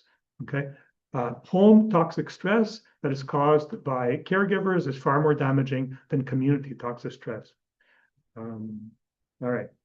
So, yeah, those are some of the mechanisms. So ACE scores don't diagnose PTSD, depression, or ADHD, but they tell us what kind of nervous system a person is bringing into adulthood. All right, how are we doing for time? That was a lot. Okay, let's talk briefly. This is a little bit less, probably is not going to be as triggering for people. Let's talk a little bit about different kinds of memory, because this is going to be important when we talk about dissociation. All right. So the question is there just one kind of memory, or are there different kinds of memory? And so there's different kinds of memory from, see there in that graph. You know, first of all, there's short-term memory, and then there's long-term memory. Okay. And we're looking more at long-term memory. And there's two kinds, declarative and non-declarative. And declarative is explicit, non-declarative is implicit. So let's look at that a little bit. To understand the trauma spectrum disorders and how they develop, we have to first talk a little bit about memory. Recall that, you know, we talked about this, there's 3 or 4 information centers: the body, somatic, right? The emotional information center, and the rational information center. Now, the thing is, you remember that from we talked about the developmental maturational model of attachment, right? The information centers. Now, each of these, so there's like, you know, somatic, which is a lot of nerves in your, that has its own memory, right? Separate. Then you have the emotional in the limbic system. Limbic system has its own memory, separate from the other information centers. And then the cortex, the rational information center, has its own memory. So it's like each of these information centers has its own kind of memory. It's not just one memory. It's like separate memories. All right. So therefore, there are several types of memory which fall into 2 categories. The explicit, which is the rational, and that's the memory we're conscious of because we can see it. And you know, when you say, oh, I have a good memory, right? It's because you can remember stuff. Or I don't have a poor memory. You can't remember what happened, right? But it's accessible, it's conscious. But the other kind of memory is called implicit, and that's more somatic and emotional. It's unconscious, right? It doesn't manifest as images or pictures or words or phrases, right? So explicit memory is also referred to as declarative or representational memory. It is the rational, conscious, intentional recollection of factual information, previous experiences, and concepts. What you had for breakfast, where you went on vacation, the names of, you know, your friends. It is what most people think of when they think of memory. Explicit memory includes autobiographical or episodic memories, so what happened in your life, semantic memories, recall of words, concepts, or numbers. Explicit memories of previous experiences are not indelible, meaning they're not there forever. Rather than a permanent recording, our memory of events is more like a Wikipedia page. So Wikipedia, people can then edit and change it. Our memory's like that. We think it's permanent, but it's not. It changes every time we recall it. It's always changing, right?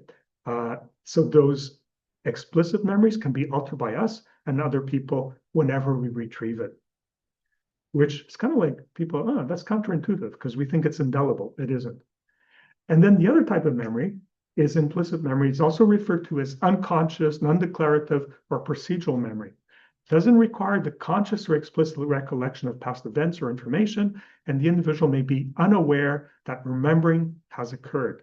So implicit memory includes priming, improved performance on tasks people have subconsciously prepared for. Won't go into that, that's not that important. Skills and habits, the body memory involved in skills such as riding a bicycle or skating, that's a memory, right? But it's not conscious. You can't get it from reading the textbook. It's a body memory, right? Skeletal musculature, there's a memory there. Body memory, posture, body responses based on previous experiences. Okay, so people that are in fight or flight, their body is different, right? They're kind of always bracing for danger. And this is the one that we'll focus more on. The other memory is emotional responses and activation states, the effects that past emotional experiences bring to bear on present emotional responses to events in the environment. It's our activation states. We remember, our body remembers, right? It remembers trauma because it's always in fight or flight. It's like our body's expecting trauma to happen. It's still living, right? So it's in that state. All right, so let's quickly contrast implicit and explicit memory. So explicit, part of the rational brain, involved the hippocampus and medial temporal cortex. It's conscious, experiences images and words. Mind, slow and takes effort. It's logical, consequential decision-making. Implicit memory is emotional. It's in the somatic brain. Amygdala involves the amygdala. It's unconscious, experiences body feelings. It's in the heart as opposed to the mind. It's fast and no effort. It's when we're automatic pilot, experience-based decision-making. Okay. Whereas explicit traumatic memories recall for us the story of the trauma. So explicit, okay, we remember what happened.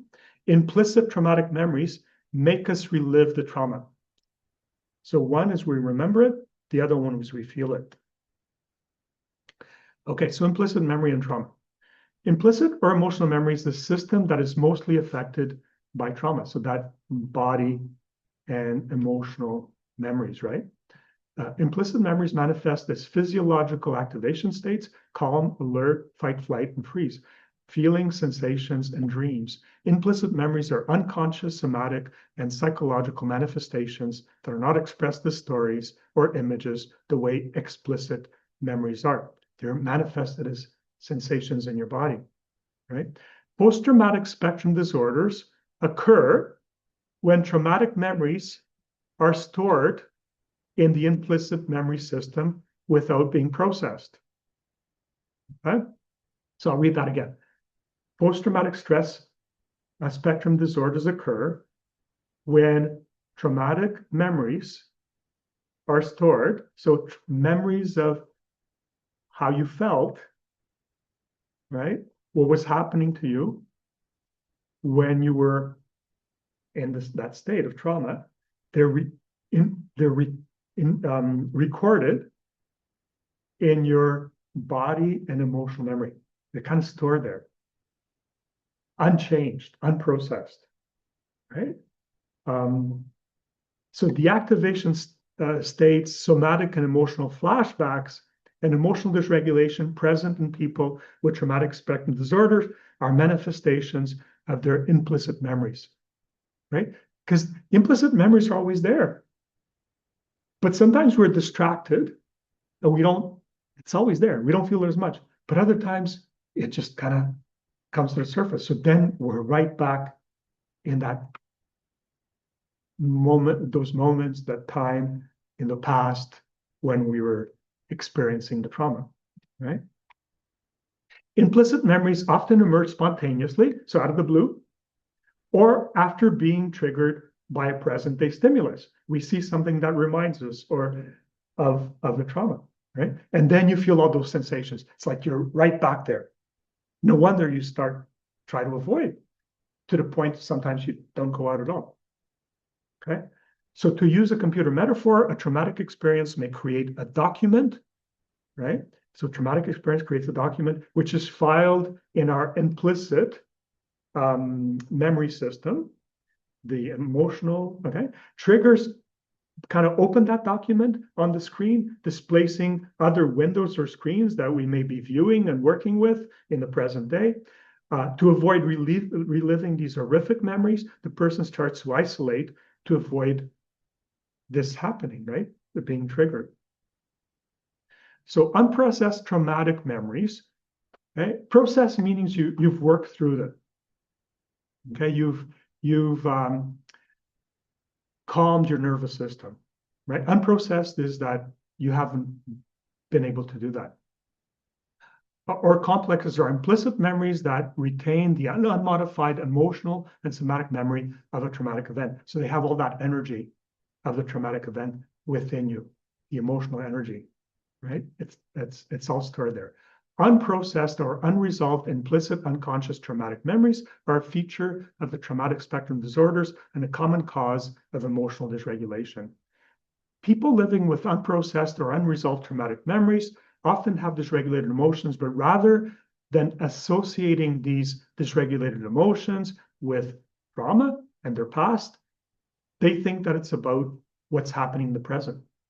They don't make the association. Sometimes they do, but they're feeling this stuff, and it's kind of like, well, this stuff happened 20 years ago. How could it be linked? Because it's hard to understand that there is a link. Right? Recognizing dysregulated emotions and understanding they may have as much to do with the past as with the present is an important step in healing from trauma. Sometimes the dysregulated emotions associated with unresolved trauma are misdiagnosed by mental health professionals as the mood swings of bipolar disorder or other mental health conditions. However, dysregulated emotions related to trauma tend not to respond as well to treatment with medications as classical bipolar disorder. It's not a person's fault they have dysregulated emotions, but society does hold people responsible for their behavior, even when it stems from dysregulated emotions. While ultimately it's the person's responsibility to manage and heal their dysregulation, society and mental health professionals can either facilitate or at times inadvertently hinder this healing process. Okay. Let me look at the time here. Okay, whoa, okay, I'm going to skip over that. Let me talk about that. Outcomes of trauma spectrum disorders. Does experiencing traumatic stressor always lead to PTSD or a trauma spectrum disorder? All right, so this is an important. It's called the building block effect. So trauma and PTSD, trauma-PTSD have a dose-response relationship. Dose is the trauma, response is the PTSD. So the higher the total exposure to trauma and traumatic events, the more likely it is to lead to a PTSD condition. All right. Each traumatic event adds load. This is the windshield I was talking about, to the nervous system. One or two events may be integrated, especially with safety and support, but as traumatic exposure accumulates, particularly early, interpersonal, or repeated ones, the system becomes overwhelmed. All right. After a certain threshold, even resilient people are likely to develop PTSD symptoms.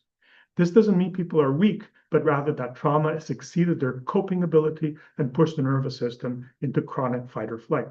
And what that graph there shows, it shows the horizontal axis there is number of traumatic events, 0 to 3, and how many people are going to develop PTSD. So it's about a little over 20%, 0 to 3. But you look at more events, 28 up, the number of people who develop PTSD goes up. And if you have 28 or more traumatic events, almost 100% of people are going to have PTSD.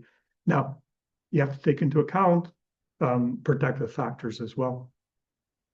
So one of the features of living organisms is homeostasis. So we're always, being alive, we're always kind of like, our system goes towards balance, tries to balance itself, which is the ability to return to a steady state, internal, physical, and psychological condition. It's like we heal. After traumatic event, homeostasis, so this natural healing in your body, tries to restore our balance and return us to the calm state we were in before the traumatic experience. Traumatic stress that leads to a traumatic stress disorder overwhelms our capacity to balance ourselves, our homeostatic capacity, and transforms our nervous system. So it overwhelms our healing capacity, and you have a transformation. right? So this is what the illustration there is showing, is that if you have stress, trauma, you try to cope, right? And either you cope and you return to balance, which is homeostasis here, or your nervous system is transformed, all right? And when it's transformed, it can be negative or it can be positive. We're going to talk about that. So most people who experience traumatic stress spontaneously recover, right? Because we said people are resilient. It takes many events before you develop PTSD. So most people who have some trauma are able to recover and return to normal function. When the person's coping resources cannot fully deal with the traumatic experience, the person may be positively or negatively transformed. That's when, so the first one is homeostasis. This is your nervous system is transformed. So the trauma spectrum disorders that we've been talking about so far are how your nervous system is negatively transformed. But there's also possibility of positive transformation, and that's called post-traumatic growth. And people can also experience both at the same time. So they can experience PTSD or trauma spectrum disorders and some features of post-traumatic growth. So let me tell you a little bit about post-traumatic growth. Oh, before I do that, and this is just really kind of saying again what I said in the earlier slide. So there's 4 outcomes of traumatic spectrum disorders. So here you have in this graph at the beginning, people are functioning normally. And then here they're affected and they develop post-traumatic stress disorder. So their functioning, level of functioning, it goes down, right? So these are people that have suffered from a trauma spectrum disorder, right? And the 4 outcomes there is that 1, you succumb, right? So you never regain your level of functioning, just like your level of functioning, that's PTSD, stays low, all right? Another form of PTSD is you do recover a little bit, right? So it's not as bad as this lower line here. You survive with some impairment. Those are both considered PTSD. Now, some people, even if they do have a diagnosable trauma spectrum disorder, eventually with time, they recover, right? And those are people who have, they're called resilient because they recover. And the last category is actually people who not only recover, so here they are affected by trauma spectrum disorder, but they actually end up doing better afterwards. And that's called post-traumatic growth. It's a transformation which changes people's patterns of thinking, feeling, and behaving. In other words, their personality in a positive way. Okay, not going to cover that. So let me tell you just a little bit about post-traumatic growth. So post-traumatic growth refers to the positive effects that can result from people's experiencing traumatic events. Post-traumatic growth is predicted by personality traits of optimism and religiousness, the ability to make meaning and a coherent narrative of the experiences, emotional openness rather than avoidance, social support, and a place to safely disclose, a spiritual existential framework, active coping skills, and a sense of self-efficacy and time to integrate the trauma. Rather than just trying to reduce symptoms, things such as medication. Commonly reported elements of post-traumatic growth include a greater appreciation and new possibilities for life, deeper relationships and compassion, increased personal strength, shifted priorities and values, an expanded sense of meaning or spirituality, increased exploration of existential questions like death and purpose, and an increased value placed on small things in life. So quickly, why are some people more prone to developing traumatic spectrum disorders? This is a bit of a repeat we said earlier, but this is just a very quick summary. So people differ in their vulnerability to trauma because of differences in biology, development, meaning, and connection. Risk increases when stress systems are easily sensitized, early attachment is disrupted, coping is rigid, and support is thin. Resilience grows when people have secure role models, flexible stress hormones, a sense of meaning or faith, cognitive flexibility, active problem solving, strong social bonds, reciprocal altruism, personal integrity, positive emotions like optimism, humor, and gratitude, which help the nervous system recover and re-regulate. Okay. I'm going to skip over that. That's the work of a guy, George Bonanno, talked about resilience. You're welcome to go back to the website and take a look at it. Because I didn't want to touch on this because this was something that came up earlier. You know, people were talking about, are we more trauma informed? And this is about, I think, for, well, a reasonable proportion of my career. And I said, I think it's changing recently, but we had a big blind spot for trauma. So why? Overall, our mental health professionals good at diagnosing and treating trauma spectrum disorders. All right, this is Bessel van der Kolk. So let's just go back a little bit, look at the history of psychiatry. So Freud, and we talked a little bit about Freud many sessions ago.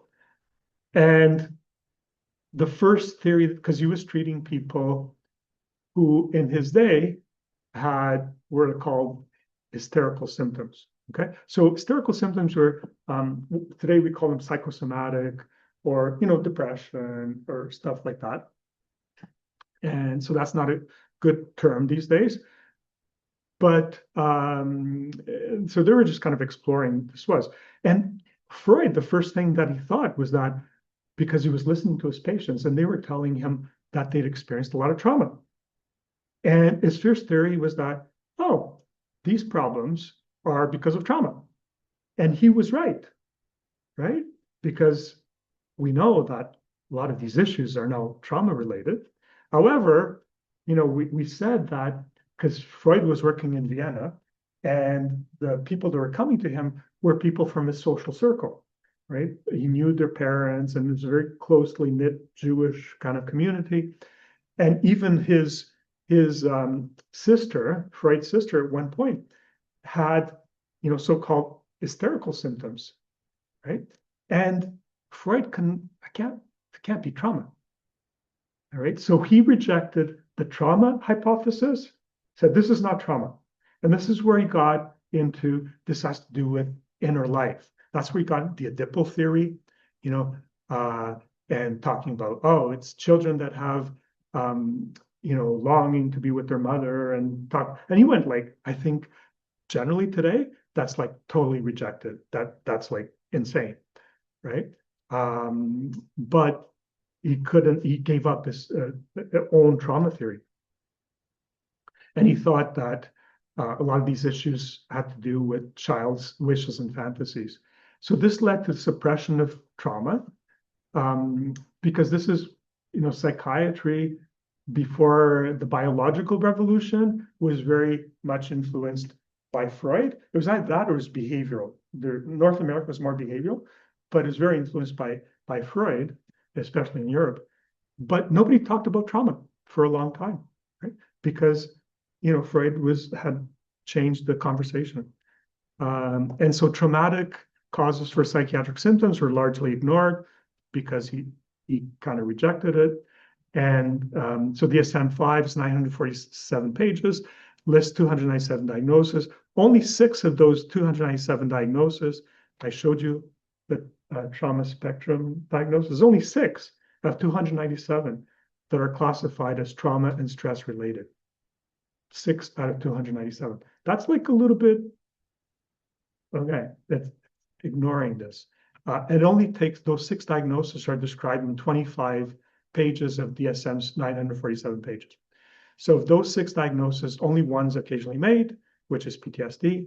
And so Bessel van der Kolk, a psychiatrist researcher and one of the most respected trauma researchers in the world, has said, despite the scant attention psychiatry pays to trauma, if you take every condition that is very significantly related to trauma out of DSM, you're left with a pamphlet. In 2012, despite much lobbying, the DSM-5 committee refused to incorporate complex PTSD in DSM-5, citing lack of evidence. There are, of course, psychiatric conditions that are not related to trauma and may be mostly biological. But, I think now we kind of realize that a lot of stuff is trauma or, yeah. So why this blind spot? So one of the reasons was like Freud kind of gave up as trauma theory.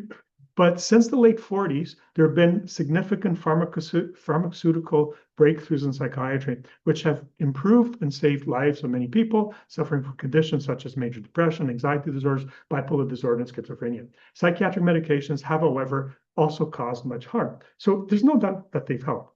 Okay, I think you have to have a balanced view. Some people fall more, it's all good, and some people fall it's all bad. I kind of like, it's like everything. If you use it well, it can be good. It's a little bit, we're having that debate around AI, I think. Some people are, oh, it's amazing. And some people it's like, it's horrible. I'm kind of going, it's how you use it, right? And I think medications are a little bit like that. If you use it well, it can be helpful. Today, most psychiatrists, and I'm probably talking a few years ago, follow a medical model which focuses on diagnosing psychiatric conditions for which medications are then prescribed. Most psychiatrists know very little about psychology or psychotherapy. This was not always the case. Starting in the 70s, the pharmaceutical industry, by investing huge amounts of money in marketing, the American Psychiatric Association, departments of psychiatry, thought leaders, and research began to exert more and more influence on the education and practice of psychiatrists. It's crazy. When I was a resident, so this was just when I was a resident, like 1988 or 89 was when Prozac first came out, which was the new generation of medications. I finished my residency in 1989, so it was kind of the same year. And after that, there's just so much money. Psychiatrists are being at conferences, like you had dinners and stuff and shows and stuff, and it was just like before regulation, drug companies are spending so much money, and they had speakers go and talk about how marvelous these medications. And after that, there was an explosion. Prozac was the first of the newer antidepressants. We did have some antidepressants, been around for a long time. They weren't very expensive. They're still around, things like dizipramine, nortriptyline, amitriptyline. They've been around since the 40s. They weren't very expensive. But then, the pharmaceutical industry really started to have a disproportionate effect in psychiatry. All right. At the same time, government healthcare programs increasingly covered psychiatric but not psychological care, which is still the case, right? So, yeah. So they pay for medications, but not in many cases, but not for psychotherapy as much. Consider also that it takes a lot less time to make a diagnosis based on symptoms and to understand what causes the symptoms in a particular person, and that psychotherapy is more difficult, more time-consuming to learn and practice than pharmacotherapy. This goes a long way to explaining psychiatry blind spot. However, trauma and attachment-based issues are very common and don't tend to respond as well to a medical biological approach or to medications. People with attachment and trauma-related issues are therefore often not well served by mainstream psychiatry or public healthcare systems. They need trauma-informed care. So what is trauma-informed care? So trauma-informed care is the single most significant predictor that an individual will end up in the mental health care system is a history of trauma. Okay, I think that's pretty indisputable. Trauma-informed care starts from the principle that trauma is an almost universal experience among people living with mental health and psychosocial difficulties. Trauma-informed healthcare providers ask, what has happened to you, not what is wrong with you. So it's a totally different perspective. They are non-judgmental, convey hope, acknowledge alternative views, are respectful, and avoid jargon. They are patient-centered. Healthcare providers skilled at working with people who have experienced trauma are good at self-regulating and staying in the window of emotional tolerance, even when the people they are working with may be very distressed. Trauma-informed care follows the 4 R's model. So one is realize the widespread impact of trauma and understand potential paths for recovery. And this course is all about this, right? Recognize the signs and symptoms of trauma in clients, family, staff, and others involved with the system. Respond by fully integrating knowledge about trauma into policies, procedures, and practices. And resist re-traumatization of children as well as adults who care for them. And this happens in the medical system. People with trauma spectrum disorders get re-traumatized. Okay. Just looking at the time, I'm going to skip over this because there are some controversies around memory and trauma. Is there a consensus among mental health community on the issues we've been talking about today, or are there some controversies? Because of time, and I want to leave time for questions, I'm going to skip that. Before we talk about memory debates, I want to be clear about a guiding principle. Healing does not require certainty about historical truth. So I'm going to skip over that, encourage you to go through those slides on the website.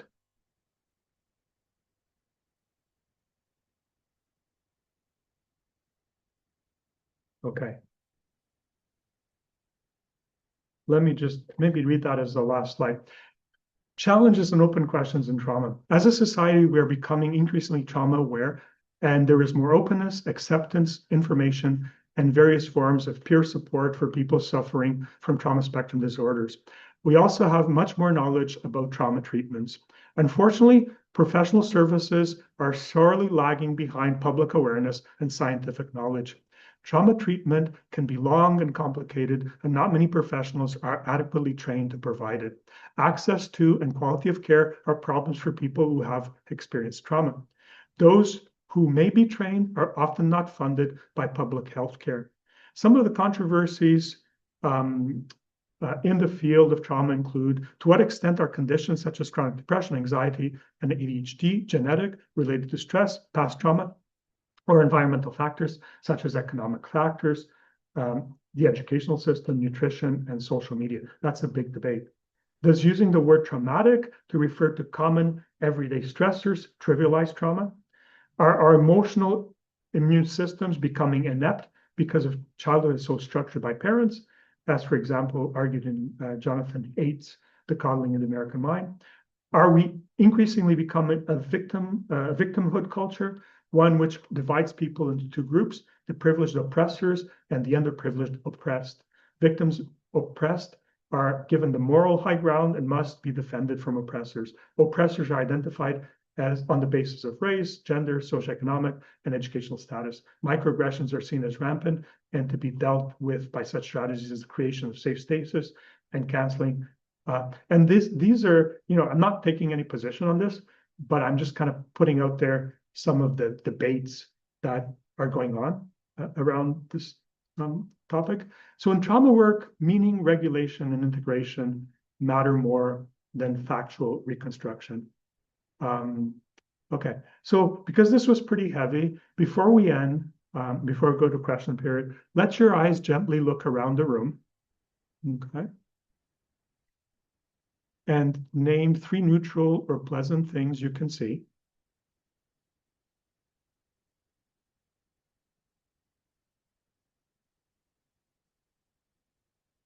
Feel your feet on the floor or your body in the chair.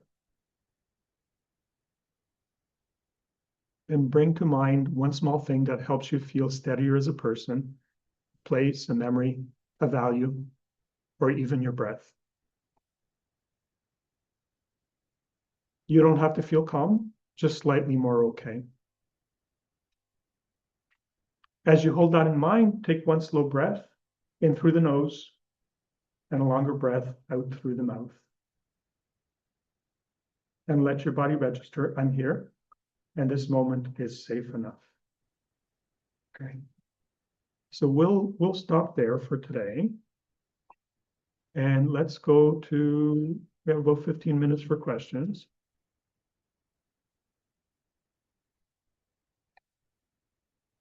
Okay. That was a lot of material. I took the trauma and Hold on. Yeah. Do